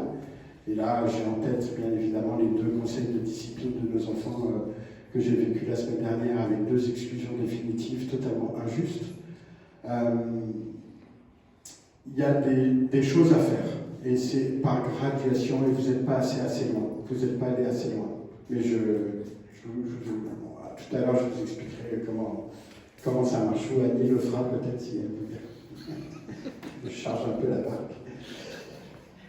Voilà. En tout cas, quand j'en viens maintenant à la partie un peu ordinateur, parce que c'est pas le plus important. Hein. L'ordinateur, c'est un outil. Ce qui est important, il me semble, c'est tout ce que je viens de vous dire sur le fait de respecter l'enfant dans sa différence, d'accepter cette notion de plafond de verre, d'être dans le respect de l'autre, parce qu'il ne se lève pas le matin pour échouer dans ce qu'il entreprend, et dans cette idée que tout ça n'est pas une invention de parents, mais correspond à des nomenclatures dûment établies, même internationalement. Et c'est vrai qu'on a affaire à des gens qui ne savent pas, que ce soit dans nos familles ou dans nos écoles, donc il faut leur apporter ces informations, et c'était vraiment, si vous repartez avec certaines d'entre elles, ce matin j'aurais rempli ma mission. Donc dans certains cas, il arrive que la solution soit l'outil informatique. Alors, j'en parle maintenant un petit peu. Moi, personnellement, quand j'ai découvert qu'un ordinateur pouvait aider mon enfant, j'ai trouvé ça génial, parce que j'étais déjà dans une association de parents d'élèves, à organiser des conférences, à sensibiliser les adultes pour que les enfants soient plus heureux à l'école. Je parlais de communication non violente, je parlais d'intelligence multiple, je me faisais découvrir la gestion mentale d'Antoine de la Garandrie, pour ceux qui connaissent. Il existe tellement d'outils pour que les enfants soient heureux à l'école. La vérité, c'est que convaincre un adulte qui fait la même chose depuis 10 ans qu'il pourrait faire autrement, c'est un sacré boulot, quoi. Et c'est un boulot qui est parfois un peu, qui manque un peu de résultats. La dynamique des groupes restreints pour faire changer de mentalité, c'est un long travail qu'il faut faire, bien sûr, et j'y contribue avec ma petite personne, mais d'autres le font aussi bien à l'intérieur qu'à l'extérieur de l'institution, et également aussi des parents, parce qu'il y a des parents qui restent des parents maltraitants, de ne pas tenir compte des particularités de leur enfant. Mais ce que j'ai adoré dans cette histoire d'ordinateur, c'est qu'il y avait là le moyen tout de suite de donner aux enfants un outil qui puisse les mettre en véritable autonomie et qui puisse répondre à leurs besoins dans quel que soit le contexte. Et j'ai souvent l'habitude de dire, c'est souvent la loterie à l'école, on ne sait pas sur qui on va tomber. Est-ce que c'est un prof qui a un crayon de bois derrière l'oreille et qui prend sa retraite dans 3 mois? Est-ce que c'est un jeune geek qui va accepter de donner ses cours sur clé USB? Est-ce que ça va être un enseignant qui prend ses cours pour des romans de Victor Hugo et qui refuse de les délivrer parce que c'est son œuvre? On entend encore ça comme si le savoir n'était pas fait pour être partagé. Enfin voilà, dans tout ce contexte-là, comment est-ce que je peux faire pour que mon enfant, en classe, puisse dépendre le moins possible de ce contexte, qui est une réalité? Et donc, on a créé ce concept de cartable numérique sur une idée très très simple. Nos enfants aspirent à être des élèves comme les autres. Et on a cherché à savoir qu'est-ce que c'était qu'un élève comme les autres. Et la définition qu'on a élaborée, c'est qu'un élève comme les autres, c'est un élève qui fait tout ce qu'un enseignant demande, en même temps que les copains, et sans rien demander à personne. Quand la cloche sonne, je prends mon ordinateur, je le mets dans mon cartable, je vais jouer avec les copains. Je ne suis pas là dans un moment de panique parce qu'il me manque la moitié de ce que je devais noter, je n'ai pas pu noter les devoirs, il y a un bordel monstre sur mon truc, je vais mettre 10 minutes à mettre ça dans mon cartable, je dois aller à la vie scolaire pour imprimer un truc. Non. Être un élève comme les autres, c'est que quand la cloche sonne, mon cartable est fait, j'ai pris mes devoirs et je vais jouer avec les copains. C'est ça que nos enfants ils attendent de leur vie d'écolier. La différence se fera après. Mais pendant ces années de fin de primaire et de collège, c'est ça leur aspiration et il faut l'entendre. L'ordinateur ne sert qu'à ça. Je résume. L'ordinateur, il sert à ça. Il sert à permettre à l'enfant de gagner les 10 ou 20 secondes qui lui manquent à chaque fois pour terminer. Parce que pendant les 10 secondes où il n'a pas fini, il n'entend pas la consigne suivante. Il n'est pas dans le rythme. Imaginez qu'une classe, ce soit comme dans un concert avec un orchestre, vous avez un chef d'orchestre qui voit tous ses musiciens et tous ces musiciens qui voient le chef d'orchestre. Et le chef d'orchestre, il est là pour donner la cohérence, et notamment la cohérence du rythme. Imaginez qu'un des instruments, le violon, le premier violon, le piano, il fasse sa vie et qu'il joue moins vite que les autres. Ben, forcément, ça fait mal aux oreilles de tout le monde, de l'enseignant et de l'enfant qui est coupable. Enfin, c'est ça qui se passe dans une classe. C'est une histoire de temps. Donc, et je ne parle pas de la maison. Le prof de maths qui dit à ses élèves « Vous ferez ces 2 exercices pour demain, vous en avez pour 5 minutes ». Nos enfants, quand ils entendent ça, ils savent qu'ils vont y passer une demi-heure avec leur maman. Enfin, mettez-vous à leur place 2 secondes, quoi.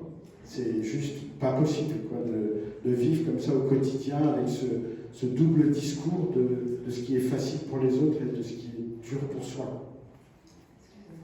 Oui. Pour être comme les autres, il faut afficher ces différences avec un ordinateur. Ouais. C'est pas problématique, justement.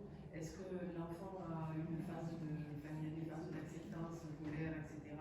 Est-ce qu'il accepte de suite en fait, le diagnostic et la différence? Vous disiez que l'image est très importante. Oui, c'est vrai.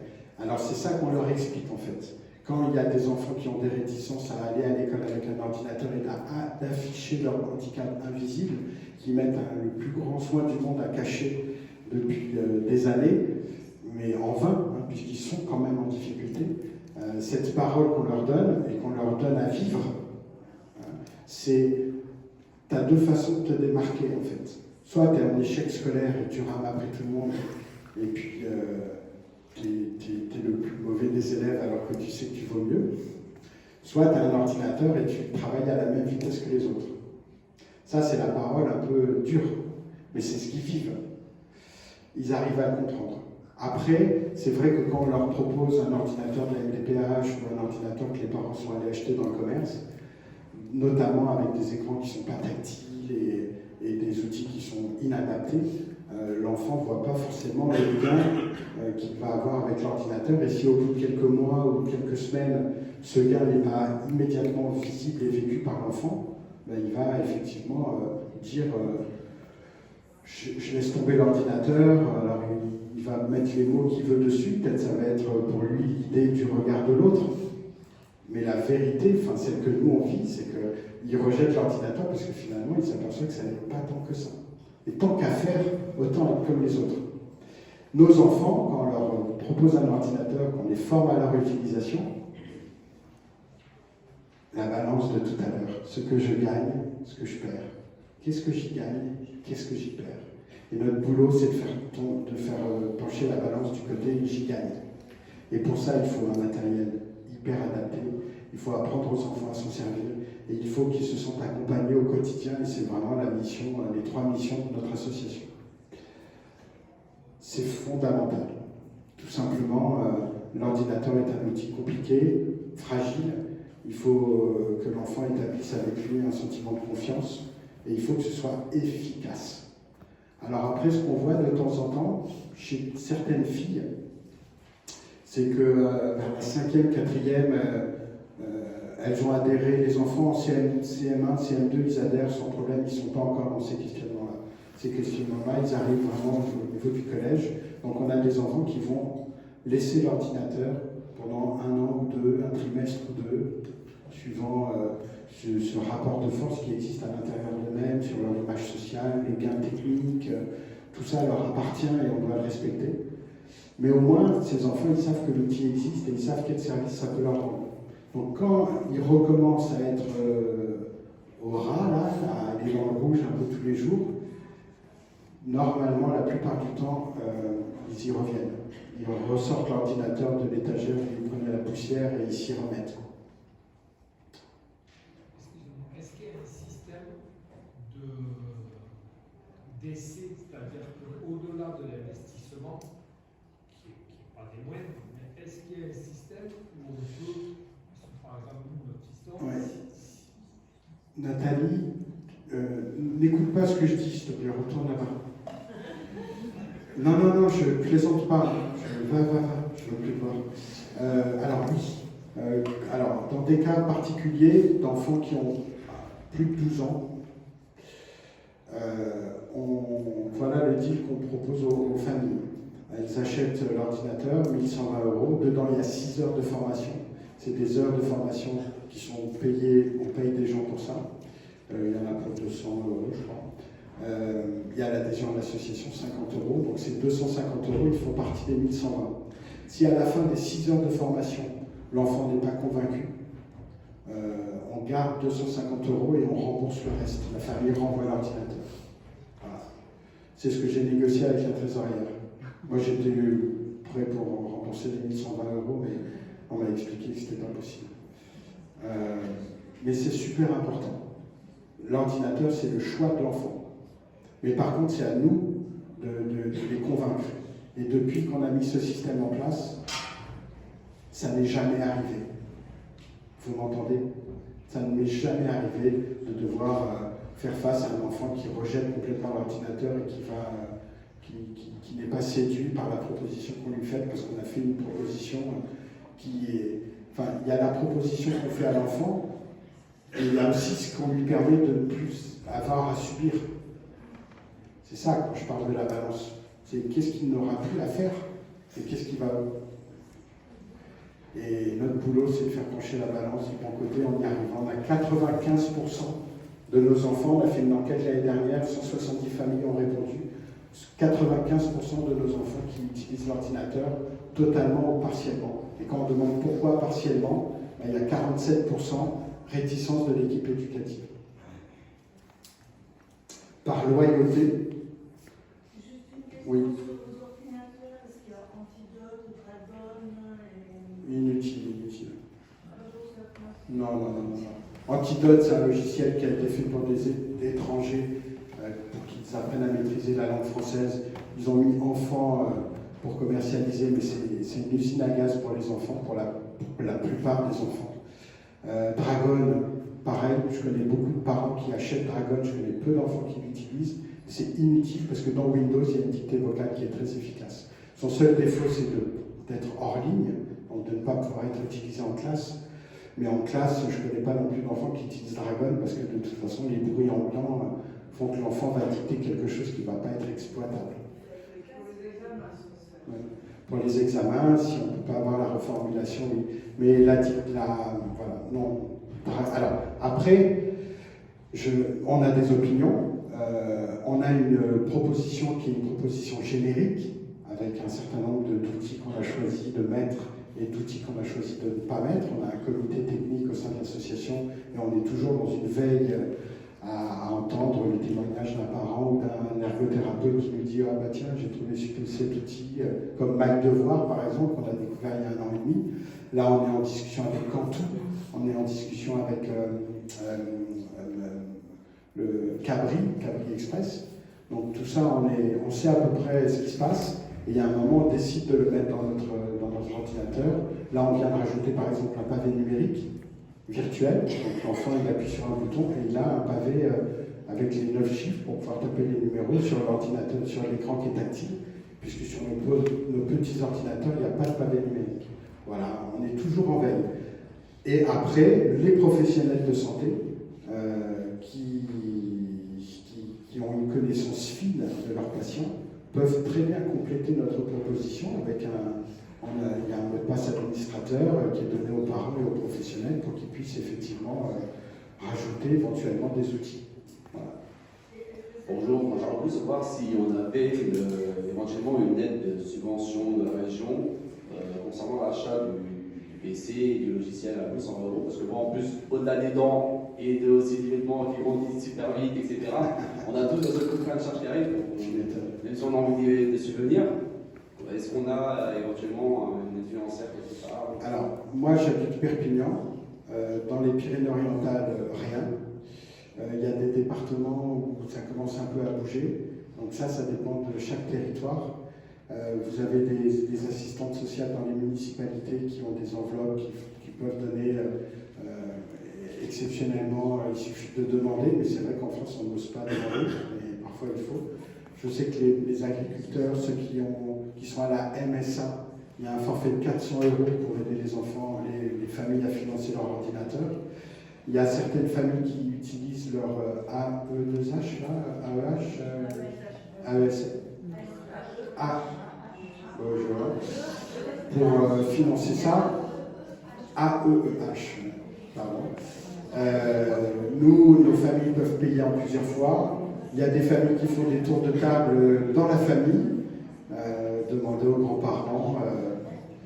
Mais pour l'instant, cette aide n'est pas institutionnalisée, pas encore. On va dire qu'on est des pionniers et que ça fait partie de notre histoire de pionniers, de ne pas encore être un acteur, entre guillemets, institutionnalisé. Alors, une précision, tout à l'heure, Noël a parlé de repérage. Ce que l'on souhaite évidemment, c'est que l'ensemble des personnes qui sont ici puissent en parler, mais aussi c'est du repérage. Et la CPE34, on peut collecter vos demandes et on étudiera sur l'idée que l'on a, c'est éventuellement d'aider à doter ou d'équiper les familles, entièrement ou partiellement, sur nos fonds propres. En gros, les cotisations qu'on a votées ce matin, entre autres, pour ceux qui étaient là ce matin. Et surtout de le faire connaître. Ce matin, on a aussi la première adjointe de la mairie de Montpellier, qui est plutôt dans ce genre de démarche. Donc l'idée, c'est de le faire connaître, de faire un couple médiatique, faire venir la presse, faire connaître là, ce que tu as évoqué, qu'on peut aller à l'école autrement pour réussir. Et donc voilà, on continue de contribuer. Donc vous pouvez nous solliciter, on pourra vos coordonnées, mais surtout faites connaître ce que tu as appelé tout à l'heure le repérage. Oui. Là, j'en passe la parole à deux personnes. On a juste précisé qu'en Aquitaine, par exemple, on a une association formidable qui s'appelle AP10. Et AP10 participe à hauteur aide les familles à hauteur de 250 € pour l'achat d'un ordinateur MyFusion. Je précise, puisqu'on est là à parler d'argent, et à ceux qui veulent aider, que à chaque fois qu'on a pu aider les familles gratuitement, entre guillemets, c'est-à-dire que sans qu'elles dépensent le moindre centime, ça a toujours été une catastrophe. Pas de respect du matériel, les gens qui ne prennent pas les cours, voilà, on en est revenu très rapidement des choses gratuites. Il est important en tant que parent de participer. Et moi, depuis le début de la création de Fuso, j'ai toujours pensé que l'équilibre, ce serait que les parents puissent financer à hauteur d'un tiers, que l'institution puisse financer à hauteur d'un tiers, et puis qu'un tiers soit constitué de partenaires privés et locaux. Voilà, ce serait l'idéal. Mais les parents, ils doivent participer, ils doivent mettre la main à la poche, parce qu'on vit dans une société matérialiste où on respecte ce qu'on paye et on ne respecte pas ce qui est gratuit. Donc ça, je le précise pour ceux qui veulent aider. Pour l'obsolescence du produit, quelle amplitude en termes de temps vous pensez que... 4-5 ans. La vie dans un cartable, c'est dur. Je comprends, mais 1200 € pour 4-5 ans. Pour une scolarité réussie, oui. Donc les enfants qui ont besoin au primaire, peut-être qui vont aller jusqu'à un terminal. Ils changeront 3 fois d'ordinateur. 2 ou 3 fois. À partir de la seconde, ils sont équipés.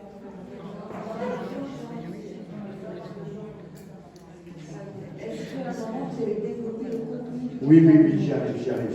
Parce que, en fait, moi, pour avoir eu un enfant qui est maintenant en première et qui a été équipé depuis CE1, j'aimerais bien savoir je ne sais pas s'il y a un maître du temps, je parle beaucoup, il faut que j'accélère, c'est ça? Oui, allez-y. Jackie?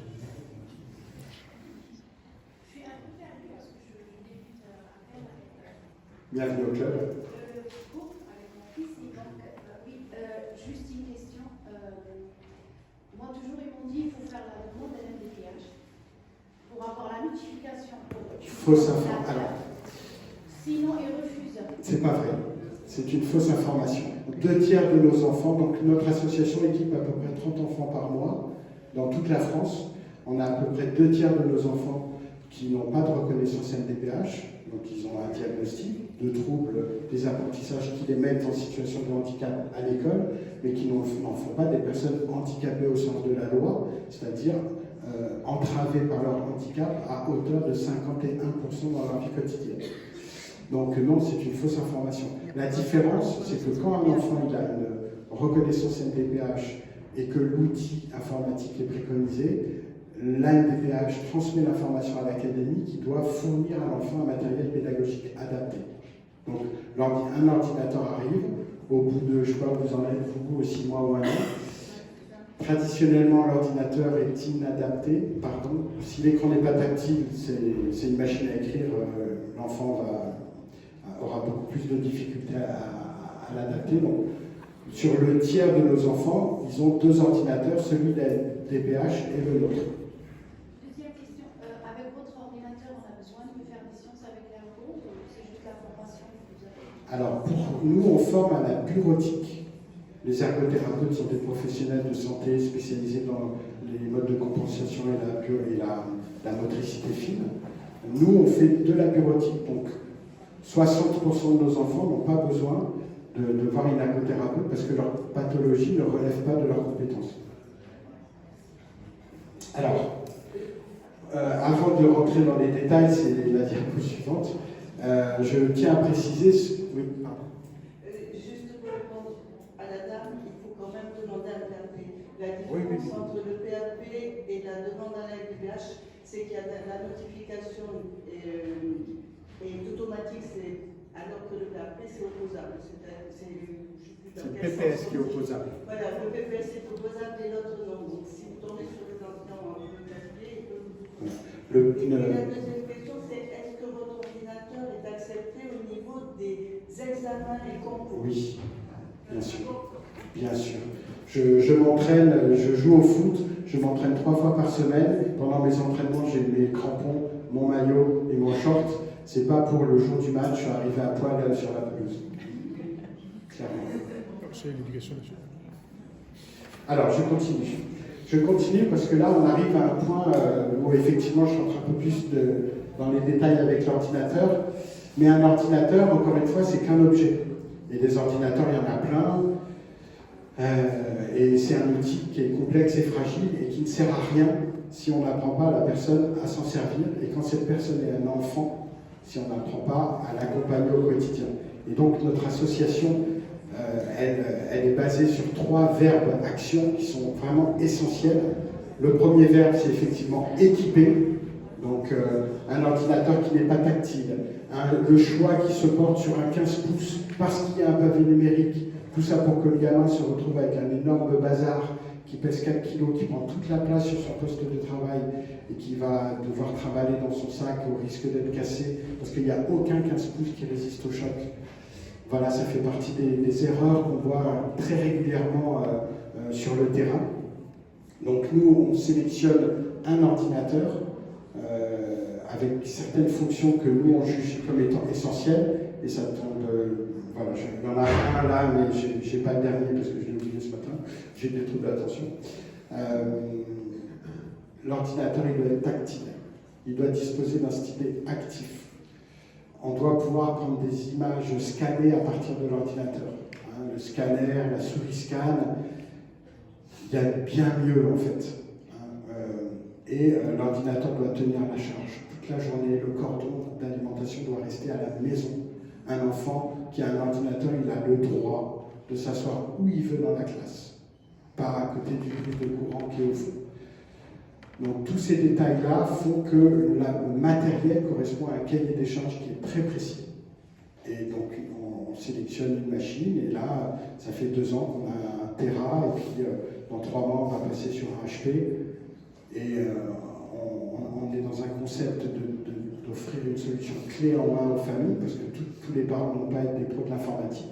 Donc depuis toujours, on a un package, et quand la famille reçoit l'ordinateur, il y a tout ce qu'il faut dedans pour que ça fonctionne. Donc, à l'intérieur de l'ordinateur, on a sélectionné un certain nombre de logiciels. Tous sont gratuits à l'exception de Windows et du pack Office. Donc là, on va passer au pack Office 2021 Pro Plus. Pour le logiciel OneNote et pour le logiciel Word avec la barre Studis. Ça aussi, c'est une proposition fondatrice. Il y a un logiciel gratuit qui s'appelle PDF Exchange Editor, dont on a personnalisé la barre d'outils parce que dans n'importe quel logiciel, il y a plein d'outils, mais la réalité de la vie d'un enfant qui va à l'école, c'est qu'il n'en utilise qu'une quinzaine, donc autant faire les autres. On est vraiment dans une proposition d'épurer au maximum l'environnement numérique de l'enfant pour en faire un objet de travail. Aujourd'hui, quand vous achetez un ordinateur et que vous mettez Windows dessus, c'est un ordinateur qui est destiné à des travailleurs, à des consommateurs, à des gamers, à des particuliers. Et la particularité de notre travail de personnalisation, ça a été d'en faire un outil pour les enfants. Donc on a viré tout ce qui servait à rien à cette fin-là pour ne garder que ce qui sert à quelque chose. Une fois qu'on a conçu cet environnement numérique, qui se complète par 3 choses très importantes, une adresse mail pour communiquer avec les enseignants, 2, un compte cloud pour la sauvegarde des données quotidiennes en cas de panne matérielle. L'ordinateur va partir en réparation pendant 3 semaines. Quid de mes données? Je ne sais pas si en tant qu'utilisateur il vous est arrivé de perdre des données, une semaine de travail, les photos des vacances ou je ne sais quoi. Émotionnellement, c'est quand même assez compliqué à vivre quand on est adulte. Imaginez ça multiplié par 1000 quand on est enfant. Donc tout le travail que font nos enfants en journée est sauvegardé sur un cloud via Internet quand l'enfant arrive à la maison. Et cerise sur le gâteau, j'en viendrai après, pendant les 3 semaines ou le mois où l'ordinateur part en réparation, notre association va prêter un ordinateur à l'enfant qui, connecté à son cloud, va faire le job. Et puis on a fait un petit peu notre marché dans le monde du logiciel pour créer cet environnement numérique. Il y a quelque chose qui n'existait pas et qu'on a dû inventer. Donc on a cherché des financements et on a payé une société pour nous créer un programme qui s'appelle MyExam. Et là aussi, c'est quelque chose de très important qui revient souvent dans les réflexions des enseignants et des enfants, c'est la notion d'équité. Donc ce logiciel permet à l'enfant en fait, d'utiliser son ordinateur quand il est évalué, c'est-à-dire qu'il a accès à tous ces outils, mais il n'a pas accès à ces données. Donc on a créé un logiciel pour ça. L'enfant appuie sur un bouton, sa session de travail se ferme, une session qui s'appelle examen s'ouvre, et dans cette session, il y a tous ces logiciels, mais il n'y a pas accès au disque dur et il n'y a pas accès à Internet. Et quand la session est ouverte, elle est vierge. Parce que pendant qu'elle s'ouvre, tout ce qui a été fait précédemment s'efface. Donc c'est vraiment un dispositif pour assurer l'équité. L'enfant a le droit d'utiliser ses outils, mais il n'a pas accès à ces données comme ses camarades. On forme les enfants à l'utilisation de cet ordinateur. Alors, là aussi, on a des partis pris qui sont assez radicaux. On a fait un peu la liste de tout ce que l'enfant devait connaître pour faire ce qu'on lui demande, c'est-à-dire tout ce qu'un enseignant demande à ses élèves. On est arrivé à un référentiel de 6 heures, de 6 séances de formation, 6 fois 50 minutes. Ça paraît très peu, hein, mais l'informatique n'est compliquée que pour les adultes.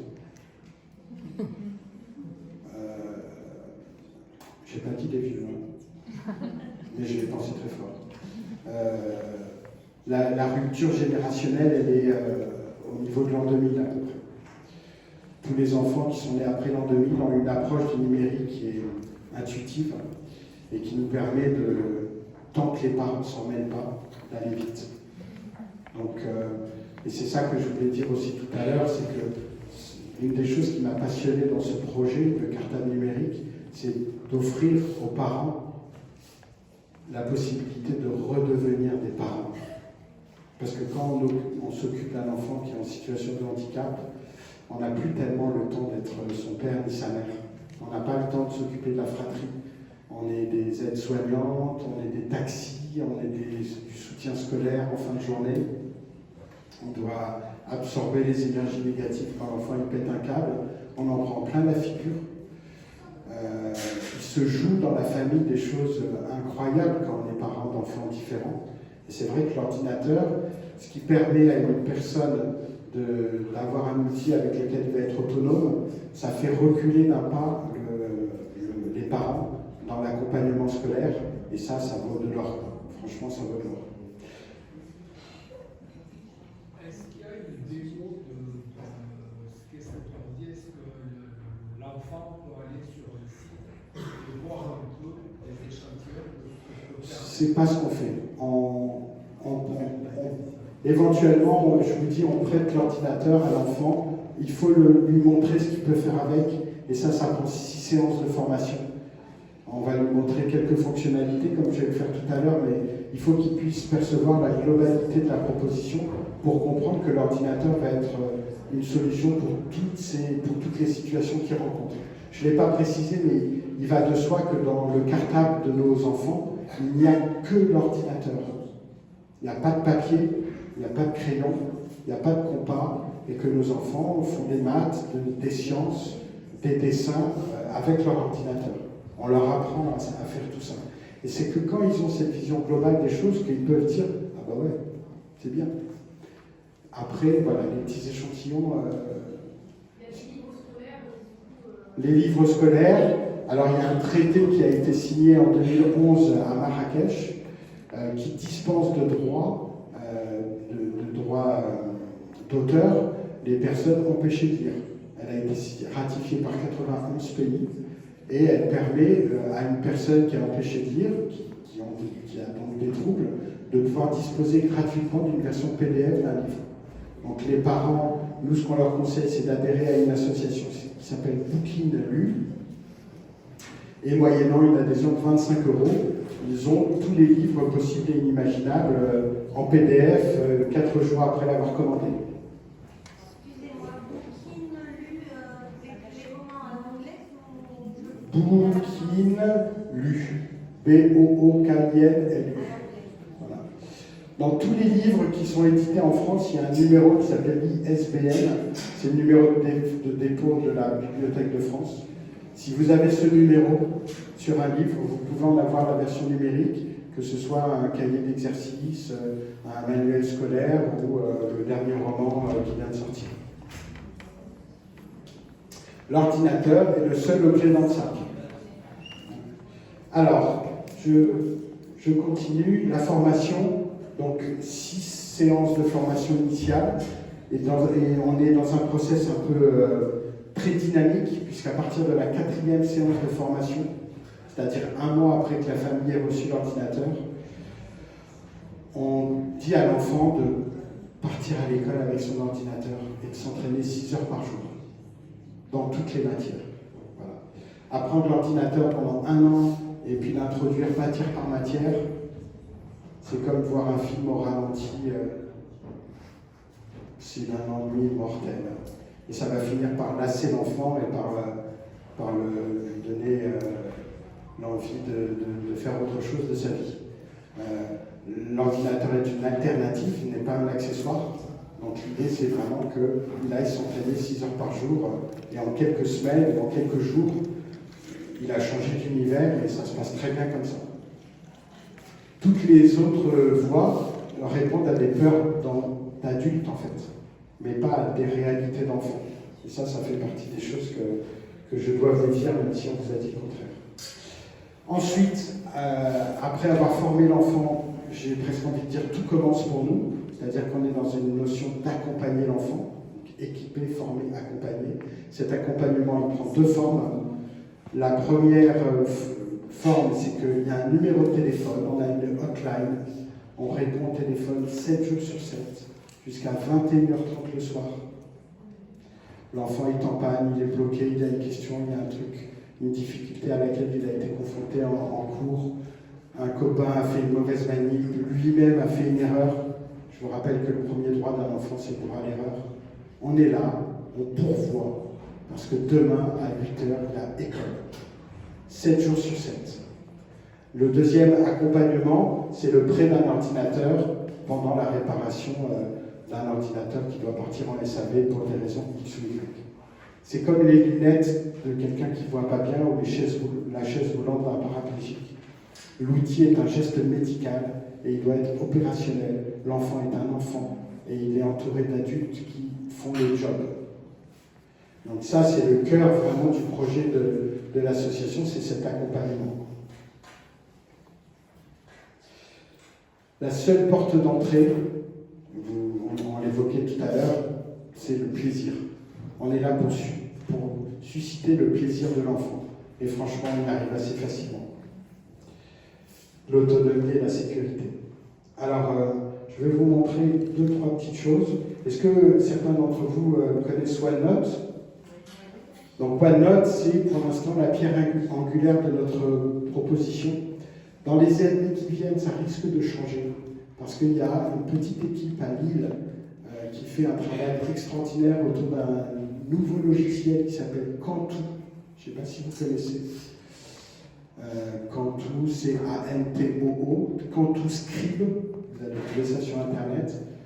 Il y a encore pour nous un peu de travail à faire, mais on fait la synthèse entre OneNote, PDF et Word, qui sont les 3 grands logiciels qu'on utilise. LibreOffice, je peux en dire du mal? Non. Oh, c'est court. Bon. Non, mais c'est bien, hein, mais c'est pas opérationnel. Alors, je sais que j'ai fait une bêtise, il faut que...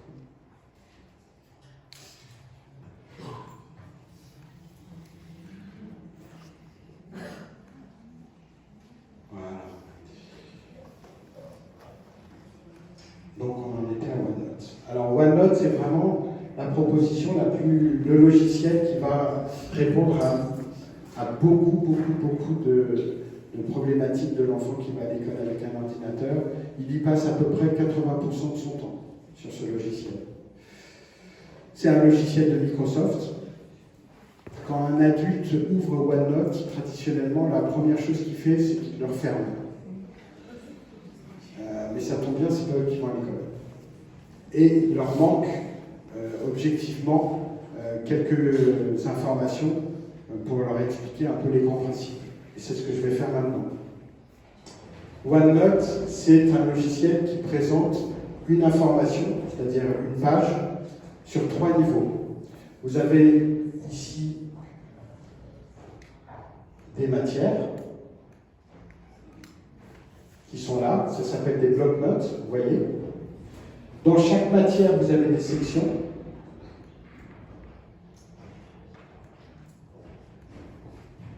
Et dans chaque section, vous avez des pages. Et les pages, elles sont affichées ici. Voilà, voilà. Par exemple, là, vous avez dans cette section qui s'appelle séance, pardon. C'est un disque, là, je vais écrire ça.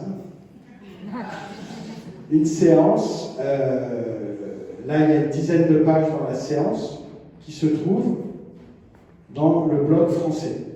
Et donc l'enfant, continuellement, il sait où il est. Et ce que vous devez bien comprendre dans OneNote, c'est 2 choses fondamentales. 1, il y a un enregistrement automatique. Donc l'enfant travaille, ça s'enregistre au fur et à mesure. Fichier, enregistré sous, donner un nom au fichier, le mettre dans un sous-dossier qui est dans un dossier. C'est la préhistoire de l'informatique, ça ne devrait même plus exister. Donc on va nous continuer à vivre comme ça parce qu'on a pris l'habitude, mais c'est vraiment beaucoup de temps perdu et on ne peut pas demander à un enfant qui est en souffrance dans son organisation physique de le mettre en souffrance dans son organisation numérique. C'est totalement inutile puisqu'il y a OneNote. Donc OneNote s'auto-enregistre. Et ensuite, vous devez comprendre que quand l'enfant commence à travailler sur cette page, elle est déjà rangée là où elle doit être. C'est-à-dire qu'il va d'abord se mettre dans la matière, puis dans sa section, puis dans sa page, et là, il va se mettre à travailler. J'ai souvent remarqué qu'un enfant, il faisait beaucoup d'efforts attentionnels pour réaliser un travail. Forcément, il est 10, donc ça lui demande plus d'efforts que les autres. À la seconde où il termine son travail, il y a un relâchement attentionnel. Manque de bol, c'est à ce moment-là qu'il doit ranger ce qu'il a à faire. Et donc, on se retrouve avec des enfants qui ne savent juste même pas où ils ont rangé leurs choses, et des mamans qui passent des coups de fil à 17h aux mamans des copains et des copines pour récupérer les devoirs et les cours. Ça, c'est aussi ce que j'appelle la maltraitance familiale. Dans OneNote, on fait le contraire. On va d'abord là où on doit être rangé, puis ensuite on travaille. Après, je vais vous montrer quelques outils dans OneNote. Par exemple, quand je veux faire un tableau dans OneNote, voilà le temps que ça me prend. Voilà un tableau. Donc le côté tactile, c'est ça. Je peux passer de 10% à 400% en une demi-seconde. Donc la taille de l'écran, vous voyez que ça n'a plus d'importance en fait. À partir du moment où avec 2 doigts, je peux zoomer, dézoomer, naviguer, je n'ai plus besoin d'avoir un grand écran. Si je veux faire une fraction mathématique, ben, je vais faire Alt+.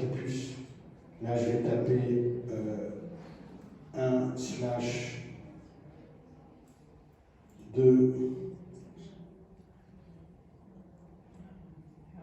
Je valide.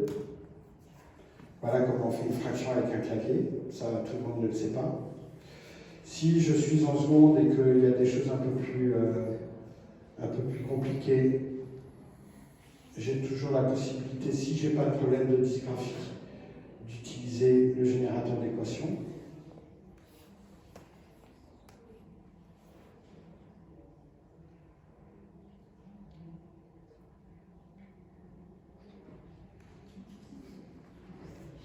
Oui.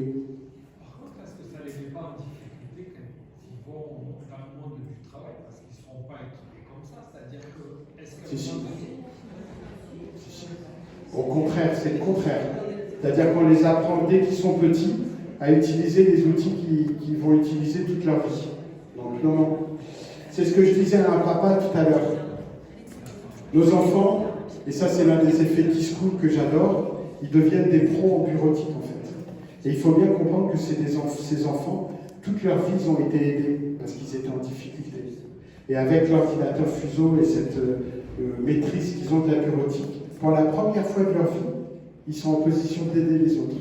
Parce qu'ils ont un savoir que les autres n'ont pas. Et on a plein de gamins qui sont ravis d'aller expliquer à leur prof de maths comment ouvrir un PDF parce qu'ils ne savent pas faire. Je caricature un peu.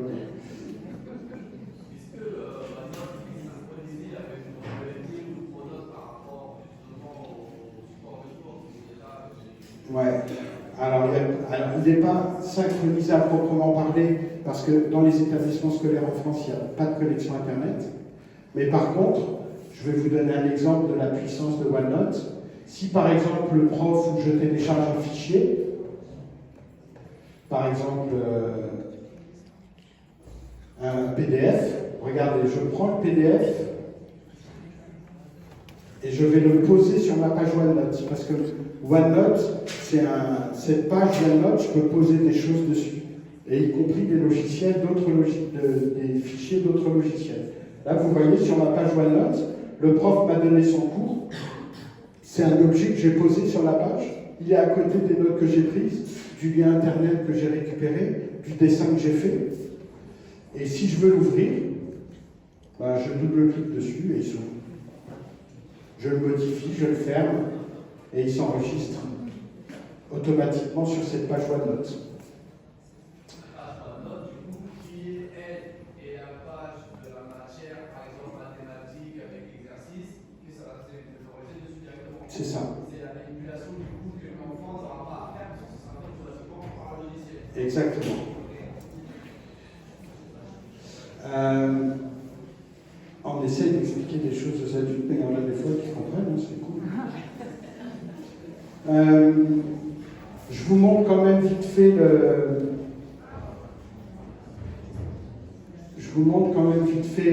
ce qu'on peut faire avec Word, pour peu qu'on rajoute à Word un add-on qui s'appelle Studis. Pardon pour ce message. Je vais vous la faire vite. Hein. Mathématiques, addition, poser une addition. Là, on demande à l'enfant d'écrire son addition, donc 123 plus 23 plus 90. Donc là, il n'a pas été confronté à des problèmes de graphisme, de lettres mal faites, de superposition. Il valide. Et voilà ce que le logiciel va faire à sa place. Il ne fait pas l'addition. Il ne fait pas l'addition. Il met la personne en position de faire quoi? Des maths. Son boulot, ce qu'on lui demande. C'est complémentaire alors ça. C'est Bien sûr. complémentaire à Oui, oui. Là, c'est des outils qui n'existent que dans Word. Si par exemple j'ai une interro, parmi les outils qu'on a créés, insérer, texte à insérer, évaluation. J'ai gagné 3 minutes. L'ordinateur peut travailler à la même vitesse que les autres. Très vite, nos enfants, quand ils adhèrent, ils n'ont plus besoin de tiers-temps. Vous voyez un peu les conséquences que ça a. La lecture, il y a un lecteur dans OneNote. Je sélectionne un texte et il va le lire pour moi. Mais pendant les examens, tous n'ont pas le droit d'avoir la lecture. Ben, ça se demande. Pardon? C'est pas forcément accepté par... Alors, la loi est très simple. Tous les aménagements auxquels l'enfant a droit au long cours dans son année, il y a droit pour les examens. Et si ce n'est pas obtenu au premier coup, faites appel. Bonjour, j'aurais beaucoup de choses à dire. Bon, je ne vais pas dire tout ça, je suis juste AVS. J'ai découvert il y a 2 ans de ma TDAH, je suis sur mon HPI. J'ai découvert ça à 48 ans. Donc là, ma question, là, juste tout de suite, c'était est-ce que vous allez continuer à promouvoir des choses qui viennent de Word ou vous allez chercher à sortir de Microsoft et tout ce genre de Alors, compagnie? Alors ça, c'est un dogme, d'accord? Les anti-Microsoft et les pour Microsoft. Là, pour l'instant, notre raisonnement, ça a été qu'on veut le meilleur pour nos enfants. Et le meilleur, c'est Word et OneNote. Donc, on reste Microsoft tant qu'il n'y a pas mieux. Et c'est la raison pour laquelle, tout à l'heure, j'ai parlé de Cantu. Cantu, qui est une solution française qui est en cours de développement, qu'on aide, parce qu'on leur donne toute notre expertise pour qu'ils fabriquent les outils dont l'enfant a besoin au quotidien. Donc, on est vraiment ravis de cette expérience. Quand Cantu sera opérationnel, on basculera. Mais donc, ça resterait OneNote et Cantu? Non. Ah, Cantu, ça fait tout. Oui, Cantu pourra tout faire. C'est bon, le slogan. Cantu, ça fait tout. Pardon? Le slogan, il est bon, Cantu, ça fait tout. Voilà. Mais ce n'est pas encore le cas. Mais voilà, il ne faut pas mélanger les problèmes d'adultes avec les besoins des enfants. Enfin, là, j'ai trouvé ça un peu rare ce que vous avez dit tout à l'heure, parce que moi, j'ai une ergo qui est venue chez moi pour m'aider à utiliser OneNote. Donc, quand vous dites que ça, c'est pour les enfants, c'est pas pour les adultes, bon, si je me dis quelque part, on a raté quelque chose. Je n'ai pas compris. Moi, j'ai un TDAH. Oui. Okay, j'ai découvert ça sur le tard. Okay, donc, j'essaie de trouver des outils. Oui, pour vous. Pour moi. Une ergo qui vous a montré OneNote. Oui. Et OneNote a répondu à vos attentes. Dans une certaine mesure. C'est bien. Après, quand je parle des adultes, je parle de 98% des adultes. Vous faites partie des 2% qui aimaient OneNote. Voilà. Ouais, je vous ai dit que j'avais sorti mon nez rouge et que j'étais un peu dans la caricature. Je voulais faire intervenir Annie et puis je sais pas, non, tu peux. Si tu peux venir quand même témoigner 2 secondes, parce que et après oui. C'est pas qu'on est pas trop d'accord, c'est qu'on choisit le meilleur pour nos enfants. Sur nos ordinateurs actuels, il y a une caméra, il y a un logiciel qui s'appelle Office Lens et qui transforme la caméra en scanner. Donc il n'y a pas besoin d'objets supplémentaires.